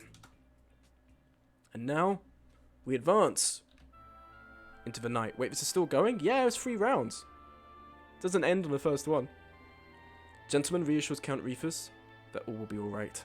Queen of Rodents eats some of their food. Seeking comfort in slumber, Signatelli retires alongside Dorpy. Bobman reads the best-selling 5-star fantasy series. Oh my god, insane! Mystic and Nightfire talk into the night. Max leaves the space heater on and dies from carbon monoxide poisoning. Max is dead. Oh, Max, that's a classic error. Conphoto sharpens their fan art pencils. Corndog and Agent talk late into the night. Rataspa and Mad Dog discuss their plans for the coming day. Ryder and Podco take turns sleeping. Pierce and Bristle settle down. Autumn fires at RPD, missing all shots. Fated Pretender loads their weapons. Sorry, my mouse is freaking out. Yours Poppin wonders why Smug Rubric is so cool. Same man, I wonder that all the time. Twister tosses a grenade into I Don't Know Nothing's camp. I Don't Know Nothing seeks cover just in time. There is a version of this where a grenade kills them. We haven't seen that yet. Struck by creative inspiration, Crytek Diablo paints on the walls. The night holds all sorts of terrors. Classic 18 is thankful for their shelter. Angel peruses Twitter. Seal is struck by creative inspiration and paints. Persephone takes inventory and stock of the camp. T-Chep takes inventory and stock of the camp. RPD Survivor boxes against Corndog, neither managed to hit. Rataspa is ambushed by Queen of Rodents and T-Chep, all parties leave the confrontation unharmed. Angel enjoys some of their food, their ransacking of a landing zone was worthwhile after all. Twister trades items with Autumn. Dorpy ponders philosophy. Could a dog boy and a cat girl truly fall in love? Pierce sits on a rooftop ledge. Crytek and Conphoto box. Crytek is killed with the first punch! Crytek Diablo is dead. Ambivalent Holy Rodent took a damning blow. Signatelli, Mystic Fox and Count Reefus plan. What round is this anyway? It's the final round, round 3. Or is it? There may be a 4th special round at the end. Classic Cheese 18 is disappointed with the lack of goods to steal from the shops. I don't know nothing and Yoa's poppin'. Search for buildings together. Podco Teamer wounds Agent in a gunfight but fails to land the killing blow. Shunning the labyrinth beyond, Mad Dog hunkers down inside a building and waits for carnage out. Fated Pretender scouts their surroundings. That Nat one wasn't a coincidence. The arena is no more than the broken remains of a fallen city. Writer ponders the great question. Another Cantaloupe thinker. Seal ponders philosophy. Another Deadbolt 2 desirer. Nightfire examines the ruins of a library. Not a trace of blood. Very odd. Bobberman wounds Persephone. They know who to gun for. Team 11 wants Persephone out for running, but she survives. Bristle Pusher sets off their own explosives while placing a trap, showering the street in viscera. Bristle Pusher is dead. Bristle Pusher, I'm very sorry. Your incompetence has claimed you again. That is, wow. I actually feel really sorry for you. I wanted you to win. So, Team 10 and Team 9 down to only 3 contestants in the coalition. Gentleman keeps a tally of their kills. They aspire to do better. RPD fires at Gentleman, missing all shots. Signatelli exchanges shots with Seal. Gunfire lights the night. Bristle Pusher is crying in chat. Comedy endures one to the horrors of the dark. Yours poppin'. Binges drill tweets for a hearty laugh. Well, Bristle killed someone in the end. So true. Dorpy nurses Classic Cheese's 18 wounds. A weird alliance here. Bobberman binge watches La Rubric. Excellent taste. Podco Teamer wonders why Smug Rubric is so cool. That's just true. Teach-Up and Rataspa take turns sleeping. Pierce robs Twister for food, but Twister feeds from lead. Pierce is dead. My god, Team 9 and Team 10 taking casualties left and right. Persephone calls Writer A. An insightful conversation ensues. Mystic Fox tucks themselves into their sleeping bag. Agent peruses Twitter. Count Reefus almost chokes to death on their food, but Fated Pretender saves them. Nightfire reassures Angel that all will be alright. I Don't Know Nothing offers Mad Dog some food. Both enjoy a meal. Autumn and Krytek settle down for the night. Corn Dog sets their gaze. Kill Podco, he's a mimic. I would never like La Rubric. Corn Dog takes their gaze upon the dark and wonders if there is any hope at all for the cohort of lost souls. I'm gonna knock myself out. I'm sleepy. Thank you for attending, Bristle Pusher. I understand for some people this is quite the arduous stream. How many times have I killed Pierce now? A lot, Twister. You seem to hate your own teammate. You fucking despise your own teammate. Queen of Rodent sleeps cocooned in the blankets they swiped from the landing zone. Oh my god, Twister feels optimistic. Meanwhile, Rataspa asks Mad Dog kindly to leave. No, not the classic one. Mad Dog walks out of bounds upon their requests. And is dead. Please stop doing this, guys. You leave the out of bounds, you lose, you die. Autumn ponders the great question. What if the wheels on the bus didn't go round and round? Signatelli contemplates preparing some traps. Gentleman wishes they could be watching Smug Rubric stream instead. Yoa's Poppin takes a shot at RPD. Epic prank, SMH. RPD flees into the jungle. Near Rob from the guy who kills you every time. Count Reefus sends a message to Writer. Dorpy scouts their surroundings. The arena is no more than the broken remains of a fallen city. Bobberman stabs and wounds Persephone. Oh my god! Bobberman is on the hunt for Persephone. Persephone is still alive. Wounded but alive. To stay sane, Podco Teamer focuses on the splendor of a world beyond the arena. Fated and Seal wander the streets, neither are certain of the destruction that caused such dereliction. Mystic observes the city from a skyrise room. The sprawling ruins only confirm that escape is impossible. Angel's stomach rumbles. T-Chep wounds I Don't Know Nothing in a gunfight but fails to land the killing blow. Nightfire's stomach rumbles. Queen of Rodent steals some loot from Corn Dog. Ooh, trifling with True American Hooligan. You don't want Twister to turn on you. Oh my god, Agent and Krytek box. Agent is wait, what? Another soul swap. Krytek is dead. It's meant to be Steven. So Steven has killed someone else boxing. Sorry, another soul swap has happened. Com photo. So Steven has just killed another person boxing. Steven has now decided to box everyone in the ring. Autumn, I'm back. What's happened? We're on round 3. The last round was won by Team 9. Persephone came second place in the second one, which is really good. And in this one, everyone is trying to kill Persephone. Bobberman is on the hunt for Persephone, very deliberately. But Persephone is still alive. But Agent has been killed by the boxing, soul-possessing Comfoto. Is my team dead yet? No, they are still in the running. In fact, a member of your team is wiping out people by boxing. To stay sane, Classic Cheens 18 focuses on the splendor of the world beyond the arena. 3 cannon shots. And with that, it's time to take a look at the standings. Team 1 unfortunately took a tragic loss with Max, who didn't realise the space heater they were using was fueled and meant that carbon monoxide is being produced, and they died. Team 2 actually is up to standing with 3 people still alive due to a soul-changing mishap. It's actually Steven who is still alive and Crytek that is dead. But Steven has possessed Crytek and is now going around boxing everyone to death with 2 kills to their name. Team 3 unfortunately still has Benny out and Ratas that only has a kill to their name. Team 4, no kills to their name and still also is alive, every one of them. Team 5 down to 2/3 strength with Zoppy's tragic loss towards the beginning. Oh, everyone participating the Bastard League 300 now has a Discord on. Lovely. That's very good. Because that's going to commemorate. That'll be historic. Team 6. Because we're probably not going to do this for another couple of years, guys. Like, it's probably going to take me a while to get to another meaningful milestone. Team 6, there's Hex out of the running, leaving Yoas popping. And T-Chep. Team 7 down to just... I would say just 1/3 strength, but we still have the insurance policy going with Team 1 and Team 7. So in reality, there's now 3 out of 6. There's still 3 contestants that can bring the win home for Team 7. Team 8, Muerdo, unfortunately, has perished, but leaving Writer and Agent still alive. Actually, no. Agent was...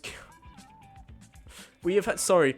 Can we cut the music? We have now had multiple soul changes because Crytek was meant to kill...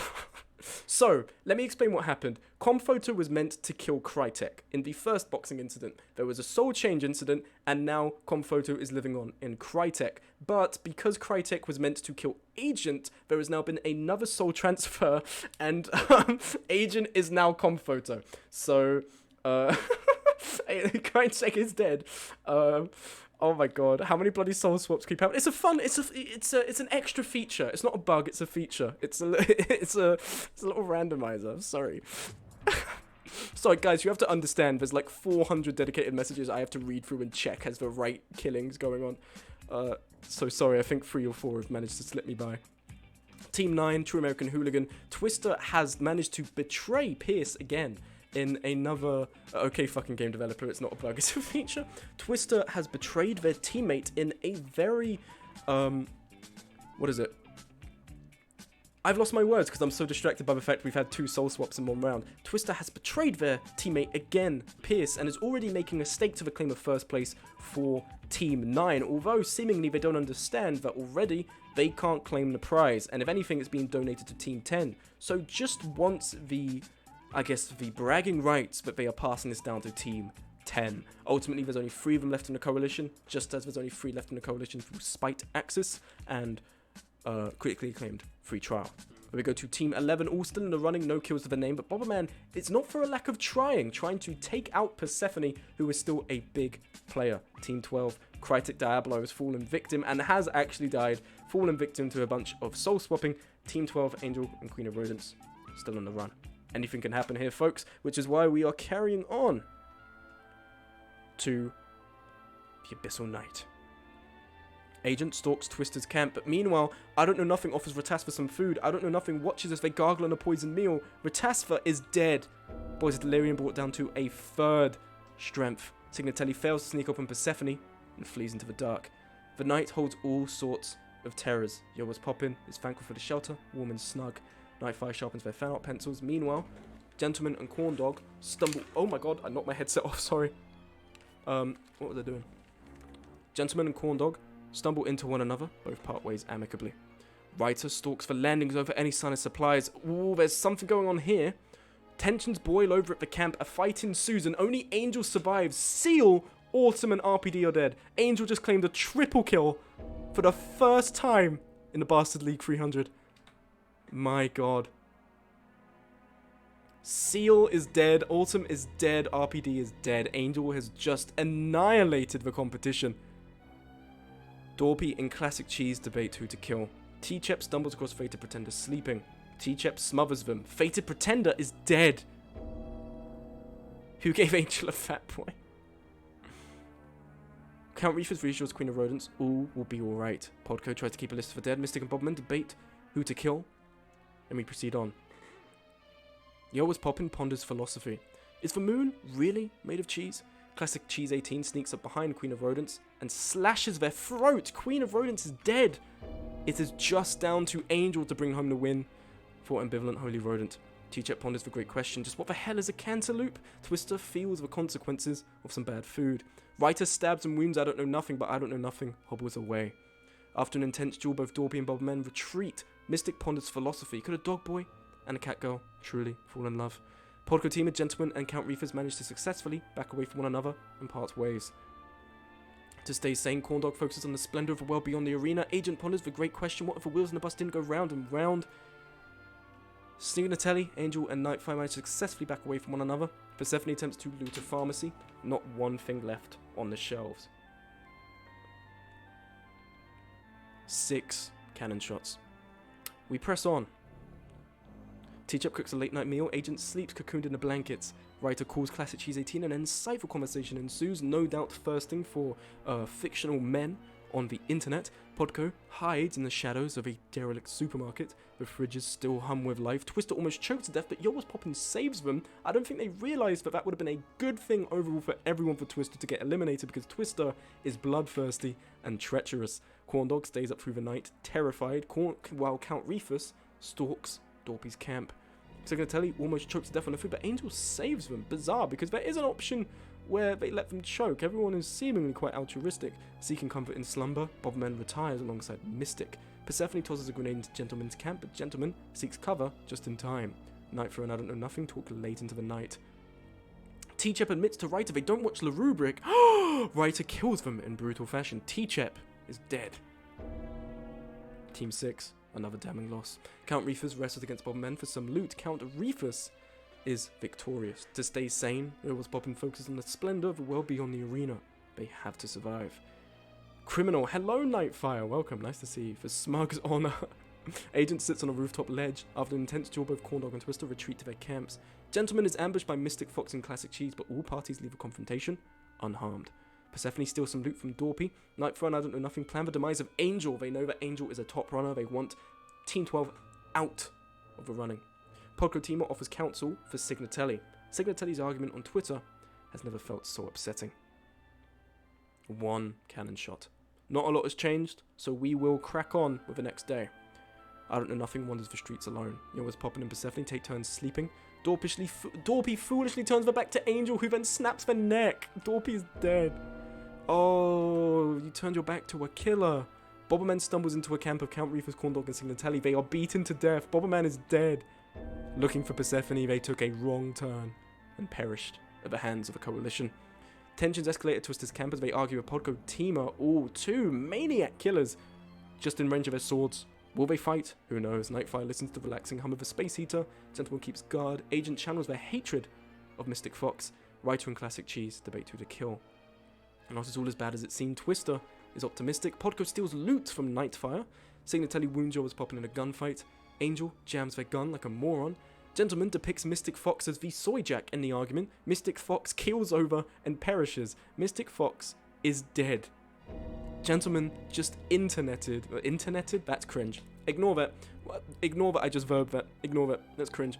Persephone attempts to attack Corndog's camp, but forgets to attack pack ammunition. Writer offers counsel for Count Reefus, whose argument on Twitter has never felt so upsetting. I Don't Know Nothing ponders philosophy. Will there ever be a Deadbolt 2? Agent sits on a rooftop ledge. Classic Cheese plays games. 3 cannon shots. I think it's about time, everyone. Sorry, 1 second. These headphones have been on for so long. Like, oh my god. I was like, is my hearing muffled? The headphones have been on for so long now. Sorry. Okay. I've just got them hanging off one ear now. Anyway. Let's check out the current standings. Okay. I've just spoiled who dies next. I'm so sorry. I keep getting the button mixed up. Writer is dead. There's no point checking now because something's just happened. Writer is dead. Terribly sorry, Writer. Corndog has just killed you during your sleep. Podco eats some of their food. Delicious. I Don't Know Nothing wonders what Signatelli is up to. Yowa's Poppin polishes their sword. Twitter listens to the relaxing hum of a space heater. Comedy inures one to the horrors of the dark. Persephone binges drill tweets for a hearty laugh. Angel messages Agent. Agent blocks them. That's brutal. That's a death blow in its own right. Hold on. I fucked up the hotkey. Of course I have. Have I fucked up the hotkey? Hold on. No, there we go. Perfect. Just checking. Alright. But, death blow in its own right. Nightfire polishes their sword. Count Reefers and gentlemen talk late into the night. Classic cheese regards of the dark with hatred. The hope of dawn. Corndog is ambushed by Signatelli and Count Reefus. All parties leave the conversation unharmed, but unfortunately for Spy Axis, Podcatima is ambushed by Gentleman and Angel. The ambushing duo massacre Podco. Podco is dead.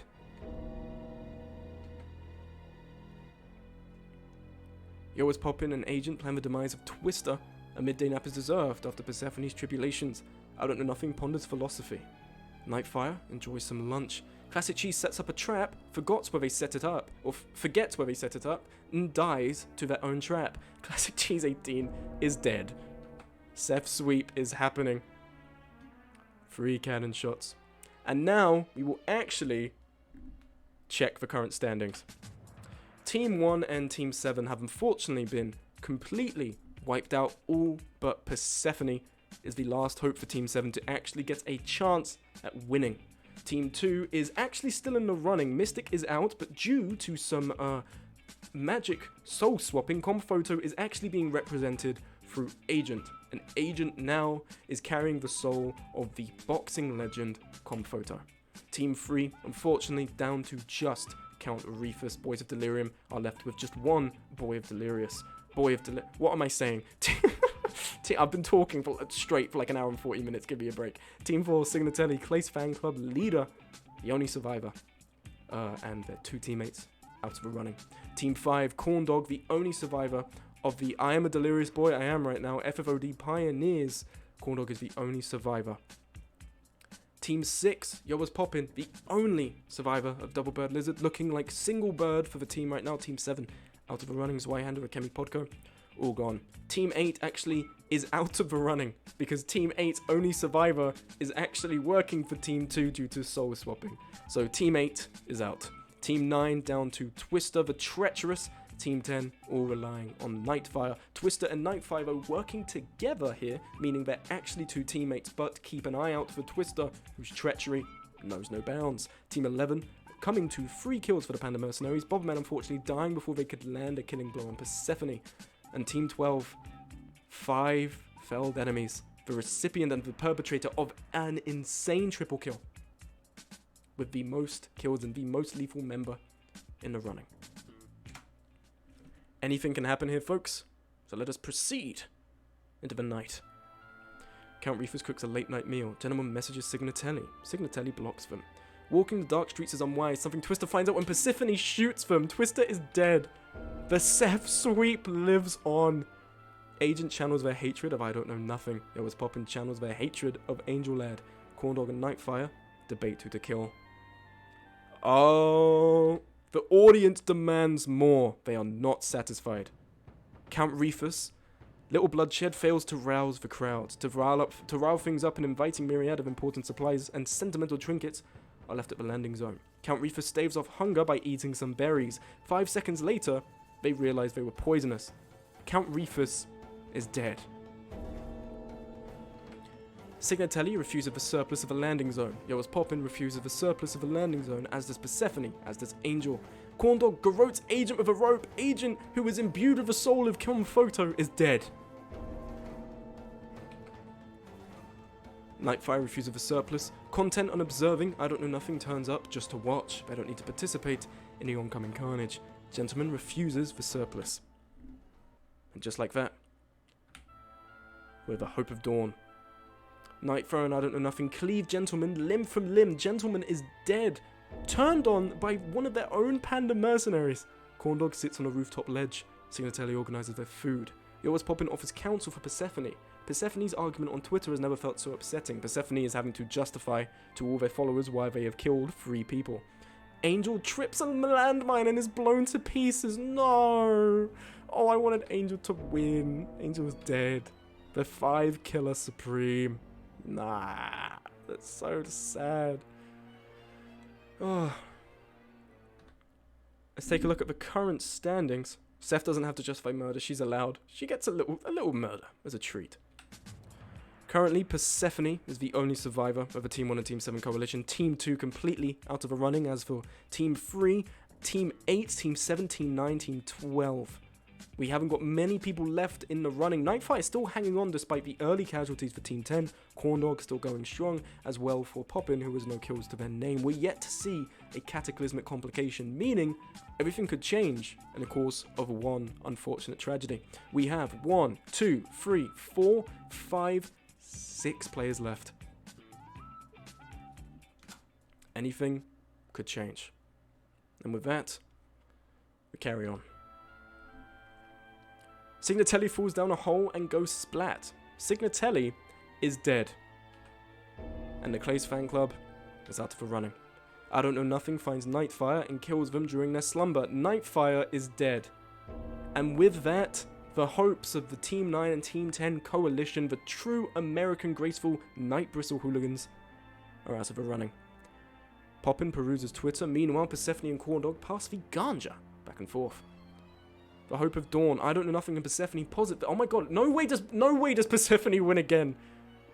Meanwhile, Yoa's Poppin throws a grenade, but Corndog shoots it out of the air next to their face. Yoa's Poppin is dead. Wait, Yoa's Poppin? Oh yeah, Yoa's Poppin is dead. No soul trading. Yoa's Poppin is out, meaning we are down to 3. Oh my god. Oh my god. Oh my god. No fucking way. No fucking way. No way. Oh my god. No fucking way. The contestants go too complacent to humble themselves and mimics have been placed.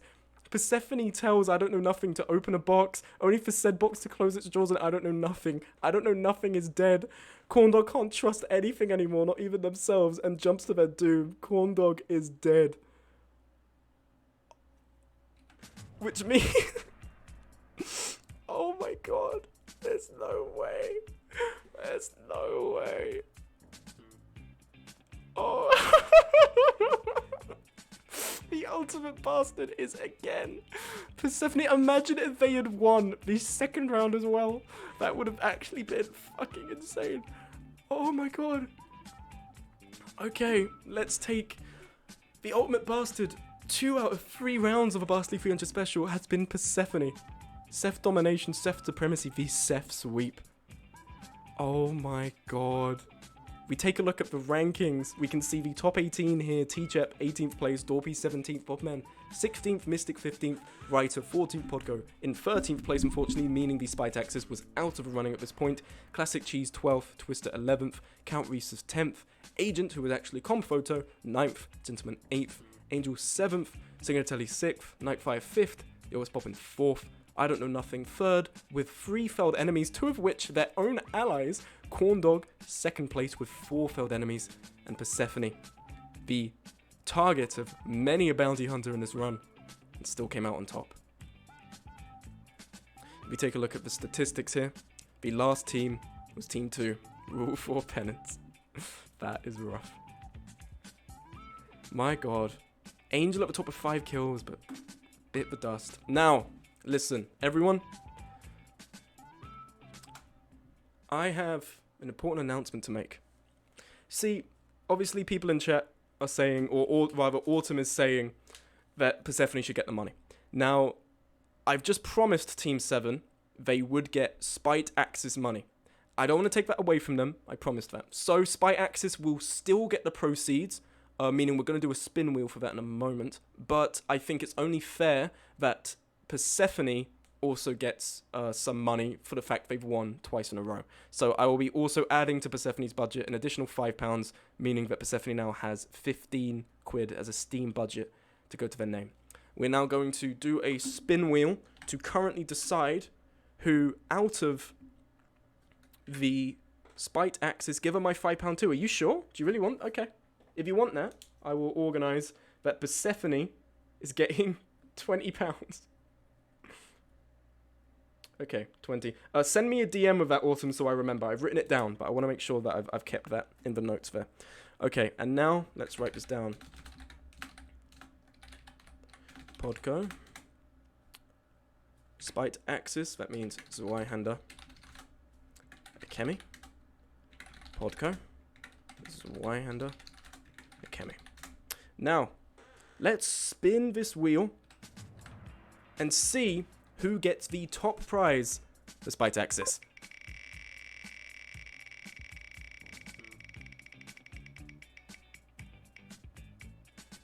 Zweihander gets the top prize.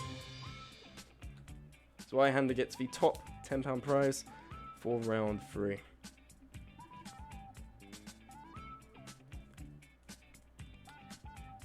Okay, so some of you are sitting there going, Smug, we've sat through what is essentially 3 rounds of you creating a fictional setting where we kill each other. Are we done? Are we finished? Can we go home? My family miss me. No. You see, I was on the phone with my boss, and to spare you the clearly unfunny bit of me pretending to talk to someone, a member of a community, in fact, one of the members of the Boys of Delirium, Ratasva, has decided that they would like to contribute $20, 20 schmeckles to the winnings. But they'd like it to be in a 4th special round. And in this special round, I am going to increase the death rate to very high. Meaning this is going to be a lightning quick round where people are going to be falling left and right. Now, Ratasva has decided that the $20 and on either side, the £10 on either side as well for the 2 runners-up will be given out by them. They have covered this. It's very, very generous. What we're going to do for the 4th final round, we are going to wipe away all the coalitions, all the alliances, which means Team 1 could potentially come away here. If Persephone wins again with £40, Autumn and Max could come away, Autumn with 10 and Max with 20. Pretty much. Or rather, Max with 15, Autumn with... We'll work out the maths, because Autumn has very kindly given up their money to Persephone. So what we're going to do, we're going to resimulate on this very high death rate, and whoever wins will get £20 top prize and £10 for their colleagues. Now, I'll keep an eye on any soul swapping because evidently that's happened a little bit. But everyone, please gather round one more time for the final, very final round of the Bastard League 300 special. From a world of darkness comes a sudden flash of light. A city of grey monoliths abandoned by time step out from the shadow. An old city of furtive origins surrounds the contestants for the very last time. Count Refus escapes Bobman's hatchet and instead runs into Zoppy's sword. Count Refus is dead. Mad Dog, Persephone, Nightfire, and Corn Dog do a rock, paper, scissors tournament to pick who gets the food. Ryder flees, as does Seal, where meanwhile Pierce finds a book of communist theory at the landing zone. They try to take a bite out of it, but it's not very tasty. Crytek flees, as does Angel, as does Ratasva, as does Akemi. While Bristlepush and Zweihander are fighting, Autumn swipes their supplies, finders keepers. Mystic, Classic, Cheese, and Max do a rock, paper, scissors tournament. Pick who gets the food. Queen of Rodents flees, as Panther clashes blades with Comphoto.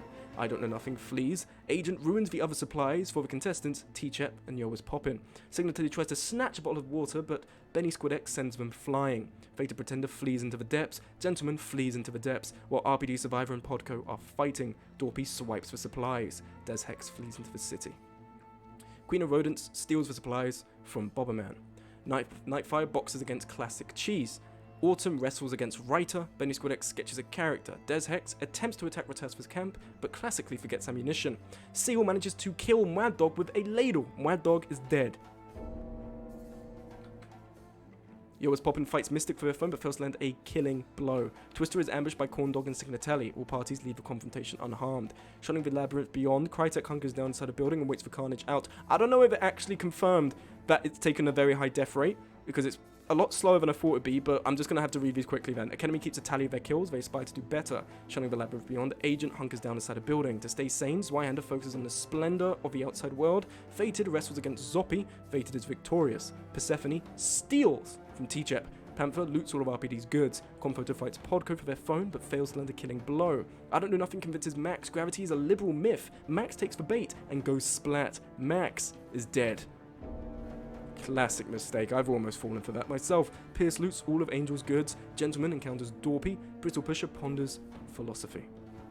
3 cannon shots. We carry on. Yoa's Poppin sets their gaze upon the dark and wonders if there's any hope at all for the cohort of lost souls. I Don't Know Nothing cooks a late night meal. Zoppy sleeps cocooned in the blankets they swiped from the landing zone. Pierce regards the dark with hatred. Comedy inures ones to the horrors of the dark, and Classic Cheese is laughing at drill tweets. Twister and Matasva take turns sleeping. Panther Grace listens to the relaxing hum of an old space heater bristle, regards the dark with hatred. Des paints on the walls. My hatred of liberals will get me killed one day, it's true. Ryder and Bobman settle down for the night. Akemi reflects on their kills. A bit sloppy. Akemi aspires for bloodshed. Agent tucks himself into their sleeping bag. Angel binge watches La Rubric. Excellent. But meanwhile, Zweihander stabs Nightfire in their sleep. Nightfire is dead.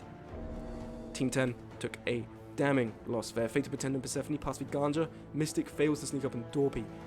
Gentleman and T-Jep have a little snooze. Crytek writes a post, writing for someone to kill Queen of Rodents.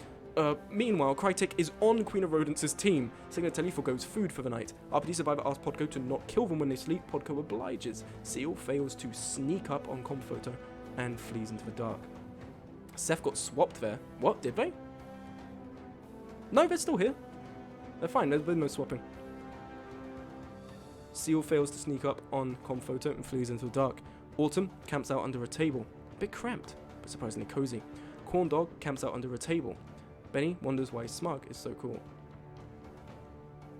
Zweihander jams their gun like a moron. Agent, Twister, and RPD Survivor manage to successfully back away. Writer also does that with Pierce and Queen of Rodents. Ben would never do that. I don't do it. Yeah, you don't. Kemi and Ratasva posit the origins of a bizarre city. Fated Bristle and Dorpy plan the next steps. But Podco and Corntalk have an intense duel. Panther sends Comphoto skyward with an upward swing of the axe. Comphoto is dead. Grace just killed Steven. Another moderator down. Desex's attempt to attack Mystic, but again, forgets the ammunition. A classic mistake. This isn't very murdery. Yeah, I know. I'm sorry. I meant to put it on high death rate, but we're too far in now for me to cancel it. I'm just having to read it very fast. Signatelli is mostly wounded by a trap. We attempt to endure but succumb minutes later. Signatelli is dead. T-Chet plays games on their phone. Zoppy plays games on their phone. Angel and Bobman trade fire. Classic Cheese enjoys some food. Crytek ponders the great question. What the hell is a cantaloupe? I Don't Know Nothing and Gentlemen retreat to their camps after an intense duel. Vinny Squadex sketches a character in their notebook and posts it on Twitter. Very cool. Autumn fights Persephone for their phone. Autumn and Persephone. Autumn's getting a bit greedy. Autumn's jealous. They're like, no, it's the Autumn sweep now. 3 cannon shots heard in the distance. Proceed. Agent regards the dark with hatred. Fated guns down Zoppy. Zoppy is dead. Deceased gone. Mystic polishes their sword. Comedy inures one to the horrors of the dark. Panther is binging drill tweets. Classic Cheese hides in the shadows of a derelict supermarket. Angel fails to sneak up on I Don't Know Nothing. Seal cooks a late meal. We weren't fighting. Might look like that though. Another sex joke. Hilarious. T-Chep calls Crytek. An insightful conversation ensues. Consumed by unease, Persephone observes the empty road from their window. Bobman wonders what Akemi is up to. Autumn exchanges shots with Queen of Rodents. Ratasva keeps a list of the dead. Yoa's Poppin observes Corndog as they sleep from the shadows. The slaughter will wait until morning. Benny Squadex camps out under a table. Pierce dozes through the night. RPD and Twister laugh at Bristle Pusher. Gentleman camps out under a table. Zweihander and Dorpy pass the Ganja. Lol Smug thinks that is what a fight looks like. Ben has been under a table for 2 days. Podco and Des settle down. Writer reflects on their kills. A bit sloppy. Do you know how elephants sleep? Now does Dorpy, who researches the matter. Queen of Rodents licks a rusty door hinge for Twitter likes. For subsequent illness, kills them immediately. Queen of Rodents is dead. Pierce feels optimistic. Benny feels the consequences of some bad food. Yoa's Poppin gazes into the glinting blade. Twister rolls some dice. Gentleman kills Akemi with an office chair. Akemi is dead. Spy Taxis took a damning blow from the Panda mercenaries. Panther ponders the great question as if it's ever tasted a Capri-Sun. I Don't Know Nothing and Ratasva wander the streets. While the city is a lightning round. Yeah, I'm sorry. I'm trying to read through them as fast as I can. I don't think I hit confirm or I needed to re-simulate it. Angel and Writer posit the origins of a bizarre city. Persephone ponders philosophy. Could a dog boy and a cat girl truly fall in love? Bristle and Zwei posit the origins. Mystic and Ancient trade fire. Classic Cheese enjoys some cheese. Not always as bad as it seems. Fated is optimistic. Bobberman ponders philosophy. Could a dog boy and cat girl truly fall in love? Podco ponders the great question. What if the wheels in the bus didn't go round and round? Seals take a shot at Dez, but Dez flees into the jungle. Corndog exercises. Autumn boxes against T-Chep. Neither managed to hit their opponents. RPD Survivor has enough and despawns. RPD Survivor is dead. 4 cannon shots, but we carry on. Crytek foolishly turns her back to Agent, who snaps their neck. Crytek is dead. Zweihander stalks the landing zone for any sign of supplies. Gentleman hides in the shadows. Bob Podgo plants a bomb under Bristlepusher's bed and blows the camp sky high. Bristlepusher is dead.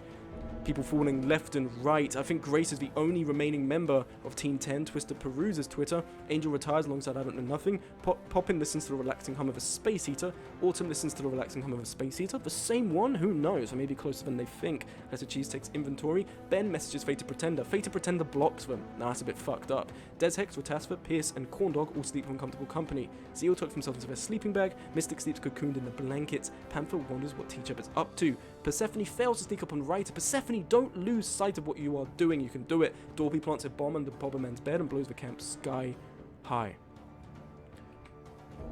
Bobberman is dead. Wait, is Bristol Pusher a reference to the Bristol Pusher? No, they're American. It is just Bristol Pusher. Benny's Quidex sets both Autumn and their camp on fire. Autumn is dead. Ben's had enough. Fuck you, Team 1. Ben wants to win. Persephone enjoys some lunch.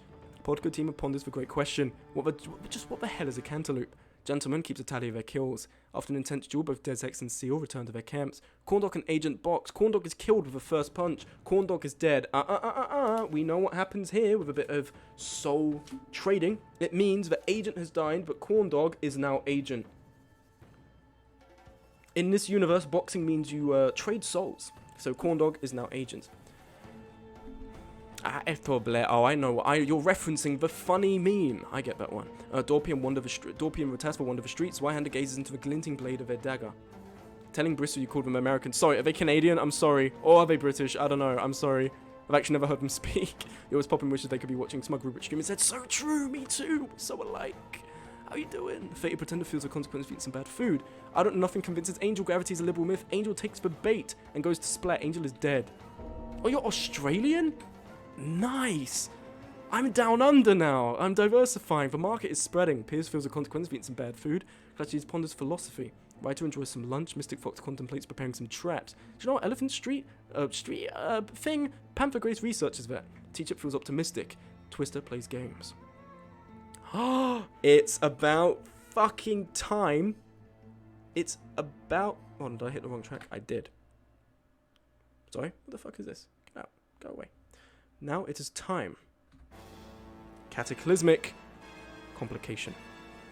Darkness brings respite for the contestants. To make things interesting, there's more than this. There's 5 more, but apparently 3 out of 4 of them have been the abhorrent horror of Abyssal Depths. Abyssal Horror is a fickle beast and spares Gentleman, spares Podco, spares Mystic, spares Ben, spares Corndog, but Twister doesn't remember the sky raining blood and their face melts.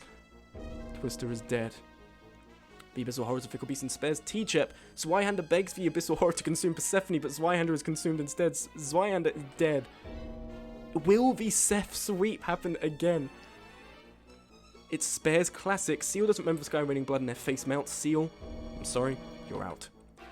Grace is spared. Fate doesn't remember the sky raining blood and is dead. Abyssal Horror spares Pierce, but Dorpy also is dead. Ratasva's spine is corroded and dies from the unending stress. Spares Yora's poppin', but Des Hex has no time to scream as the darkness lights up with 100 glowing eyes. Des Hex is gone. I Don't Know Nothing, doesn't remember the sky raining blood. Face melt, you know what happens, they're fucking dead. Panda mercenaries, I believe, are out of the running. The Abyssal Horror is a fickle beast and spares Writer A. Now, this is a lightning round, but 14 cannon shots just went off, so I think it's about right we take a look at what has just happened. Team 1, their only hopes of victory lie with Persephone, who may claim victory again. If they do, I fucking swear, the Bastard League 300 special is just now about, it's just about Persephone. This is Persephone's celebration. Persephone is the main character, and we are all just NPCs. Team 2, Mystic Fox is still alive, the only chance of success for Rule 4 Pennant. Team 3, Benny Squid X, the only survivor who took out Autumn despite a seeming alliance between them. Team 4, Classic Cheese, the only survivor of Clay's fan club. As for Team 5, a similar fate, whereas Team 6 has 2 members still in the running. Team 7, Podco is all that is left for Spite Axis. Team 8, Writer is the only remnant. Team 9, the same for Pierce, and Team 10, Panther Grace, as well for Team 11. Team 12, unfortunately, is completely out of the running. If we take a look at who's left, we have 1, 2, 3, 4, 5, 6, 7, 8, 9, 10, 11 contestants. Seems like this is about to come to a conclusion very soon. Ram main kills everyone. End of story. Corndog, t-shirt message Corndog blocks them. Podco falls down a hole in the dark and goes splat. Podco is dead. And with that, the dreams of Spite Axis come to a very gruesome end. Gentleman tries to keep a list of the dead. Yoa's popping sets for gaze upon the dark. Sorry, I need some sparkling water because that is what I've replaced my blood for.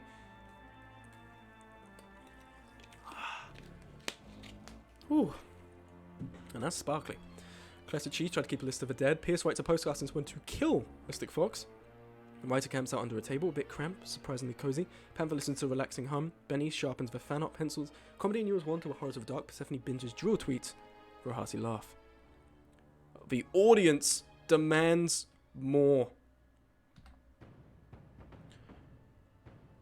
Team 7 doesn't win if Seph sweeps. No, we've got rid of all of that. It's every person for themselves now. So unfortunately, the bonus prize is not available for you guys. Little Bloodshed fails to rouse the crowds. To rile things up, an inviting myriad of important supplies and sentimental trinkets are left at the landing zone by the contestants. Persephone and Mystic wrestle for some alcohol. Benny Squid X refuses the surplus. Pierce staves off hunger by eating some berries. I think Pierce died exactly like this last time. No, it was Count Rufus. But Pierce is stupid, ate some poisonous berries, and died. Bye-bye, Pierce. We are down to 10 remaining contestants, I believe, or rather 9, because Podco died the night before. Corndog tries to fly kick Panther Grace, but falls flat on their face. The embarrassment ends it all. Corndog is dead. Gentlemen, too excited to pay attention, trips and impales themselves on their sword. Gentleman is dead, and the Panda Mercenaries are no more. We're down to around 7 contestants. Cheese demonstrates the lethality of scissors by killing Writer with them. Writer is dead. Yoa's Poppin' arrives, but upon seeing the widespread carnage, decides against venturing further. T-Chep refuses the surplus of a landing zone.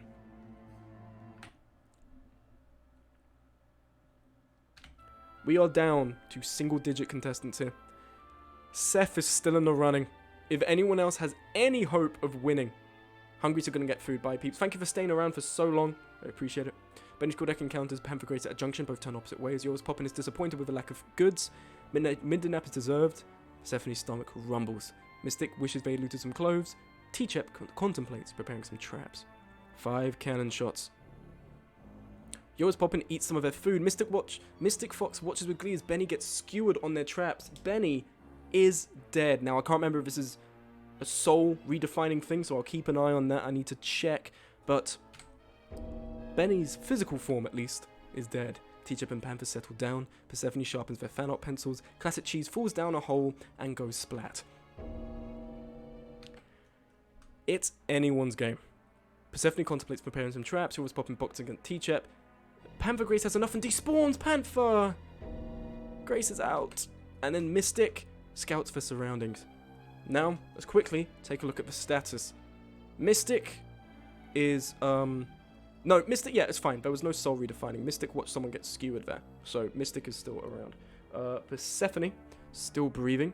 Yoa's Poppin' and T-Chep still breathing. Oh my god. It's 4 of them.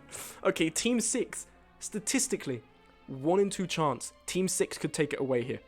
Team 6 could take it away. But can they best the Seph sweep? Yoa's Poppin' reassures Mystic. Persephone and T-Chep discuss their plans. Oh my god, they've split teams already. Yoa's Poppin' siding with Mystic, Persephone siding with T-Chep. What's going to happen next? Persephone wishes they could watch Smug Rubik stream instead. Yoa's Poppin' feels optimistic about the situation. How bad can it be? Mystic Fox defeats T-Chep with violent reprimand. T-Chep is dead. And now, it's Team 1, Team 2, in Team 6. I think it's about time we cut the music and we appreciate that the conclusion for the Bastard League 300 special is about to happen. The fan favorite is Persephone. People want Persephone to sweep 3 out of 4 rounds and take the jackpot. Will it happen? Who knows? Persephone keeps guard. Consumed by unease, Mystic observes the empty road from their window. Yours Poppin keeps a list of the dead. Yours Poppin examines the ruins of a library. Persephone attempts to loot a pharmacy. Mystic's stomach rumbles. Struck by creative inspiration, Mystic Fox paints on the walls. Persephone messages Yours Poppin blocks them. This could be big. Yours Poppin boxes against Mystic, and managed to hit their opponent. Persephone's in a library. Not a trace of blood. Oh my god, Mystic Fox traps the sleeping bag. Yours Poppin tries to sneak up on Persephone, but hits a trap, getting their head cleaved off. Yours Poppin is dead. Oh my god. Oh my god, there's no way she does it again. There's no way. There's no way she takes 3 rounds. There's no way. There's no way. Are you fucking serious? There's no way. There's no way. Oh my god. She fucking did it again. I swear to god, this is a different simulation, man. What the fuck? There's no way. Oh my god, so Persephone also makes off with the bonus prize. And 1 second place, 3 wins. The Persephone sweep. £20 and then £10 to Autumn and Max. Now we'll discuss if you want to donate it, Autumn, but I would say, you know, take a little bit of money. Take a little bit of money for being on the winning team again. But my god. The ultimate bastard is Persephone from Team 1. Persistent, evasive, and lethal. I want my money back. Sorry, Rain, your money is going to Persephone. Persephone has taken both of our money. I can't believe this. Seph gets £40. Well, actually no, because you're given £5. Hold on. So Persephone won the first round. That's 10. Then let me just tell you how much money they've made. They won the first round. That's 10. Because Persephone did so well in the third round, they also got £5 on top of that. So they also got £15 plus £20, £35 plus Autumn's £10 again, £45, and then Autumn wants to donate the other £5 bonus. She has stepped away with £50. Persephone has stepped away from the Bastard League 300 special with £50 in the Steam budget for games. My god. What an ending. I did intend for it to be spread a little bit more out, but this is how the game goes. Persephone wins, Persephone wins. And for such an amazing win, does Chef know? She will be notified. All the participants that have won will be notified. Harrison picking blatant favorites. This sucks. Yeah, I've got a second monitor where I'm saying, oh yeah, let me make Persephone win. Okay, well with that, everyone, ladies and gentlemen, all between and beyond, that means that we have reached the end of a Bastard League 300 special. There's a closing ceremony. It's only about 3 minutes, 4 minutes, so I do ask that you stick around for it, because I just want to quickly give a vote of thanks to the community.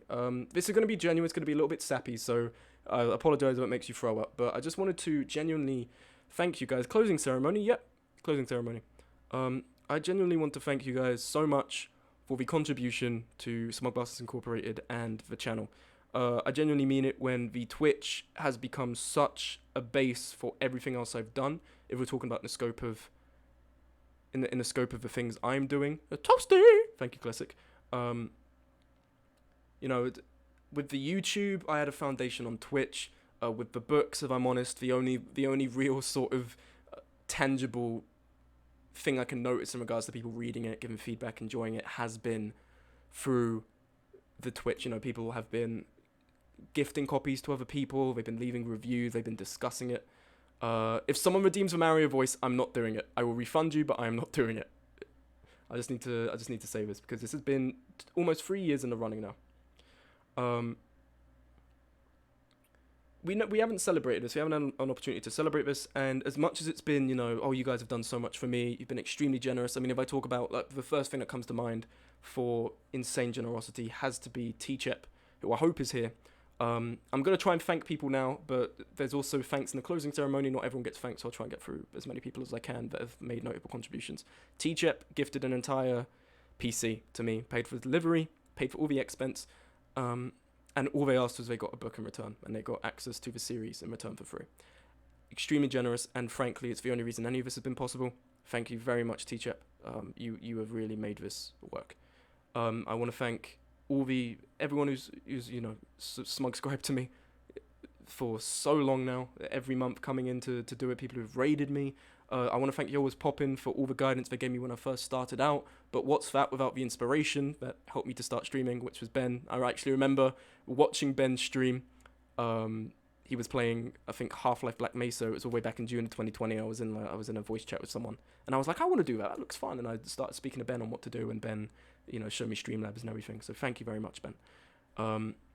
I want to thank the moderators who have been here helping out with this. I want to thank Mystic for the insane help that came with bringing the server to community standard by the time this happened, but over an evening. I want to thank Autumn, Fated Pretender, and Steven for their moderational support and help, you know, popping into the streams every now and then, helping me keep an eye on the server to curate it from anyone who's trying to be a little bit funny. And also for the fact you guys have also been so supportive as well. Smug Bastards Incorporated isn't just about me as an individual and the things I've done and the things people have given to me. I think we have genuinely created a funny community that is inclusive, respectful of its diversity, and it's kind in a meaningful way, not in the polite, people sent good morning messages 50 times in Plaza chat. I think in a genuine, respecting people's boundaries way, and really becoming a tight-knit community that hopefully only goes up and up from here. It's, you know, I'm just the figurehead for it, I think, at this point. I'm so thankful for all you've brought to the community. You've hated every second, and Autumn, I know you typed that with so much love and care, so thank you for typing that. I want to thank all of you for watching this stream. It's been so much fun, and yeah, I don't know what else to say without wasting your time. It'll all be in the credits.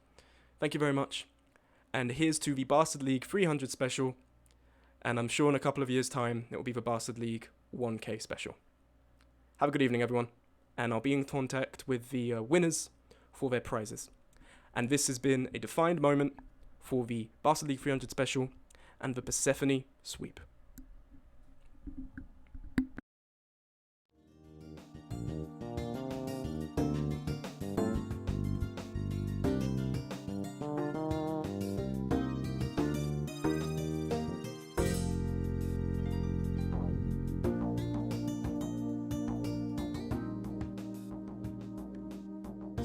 But there was a key! You fucking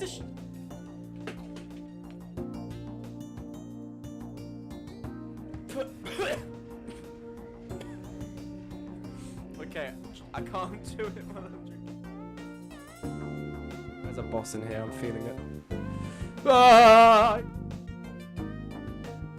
I'm plorting. I'm splorting and plorting everywhere. Fucking insane! They're very sane! I'm talking to road mail! After Curly Gay and the twins, I'm talking to road mail! Let's come with some bitches.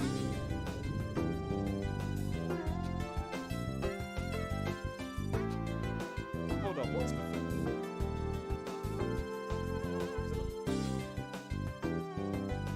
What do I look like? A policeman?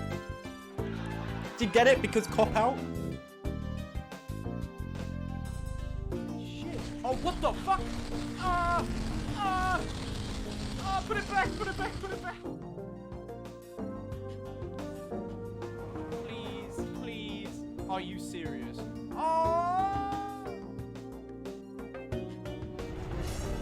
Why is that? Are you... on how to survive? and he's like... Damn, I'm sorry. Robot Smug is cheeked up. You can't tell me otherwise. I'm sorry. Oh damn. This sounds like my streams. I really like it. But oh my fuck! I was. Like, hey Smug, what's your favorite condiment? Italian ketchup, baby. Say you've been a bad girl.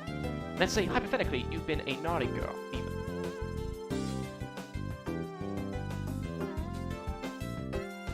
This is probably going to be a terrible time to say this. The dog just shit himself. Hold on, dog's barking. Oh no.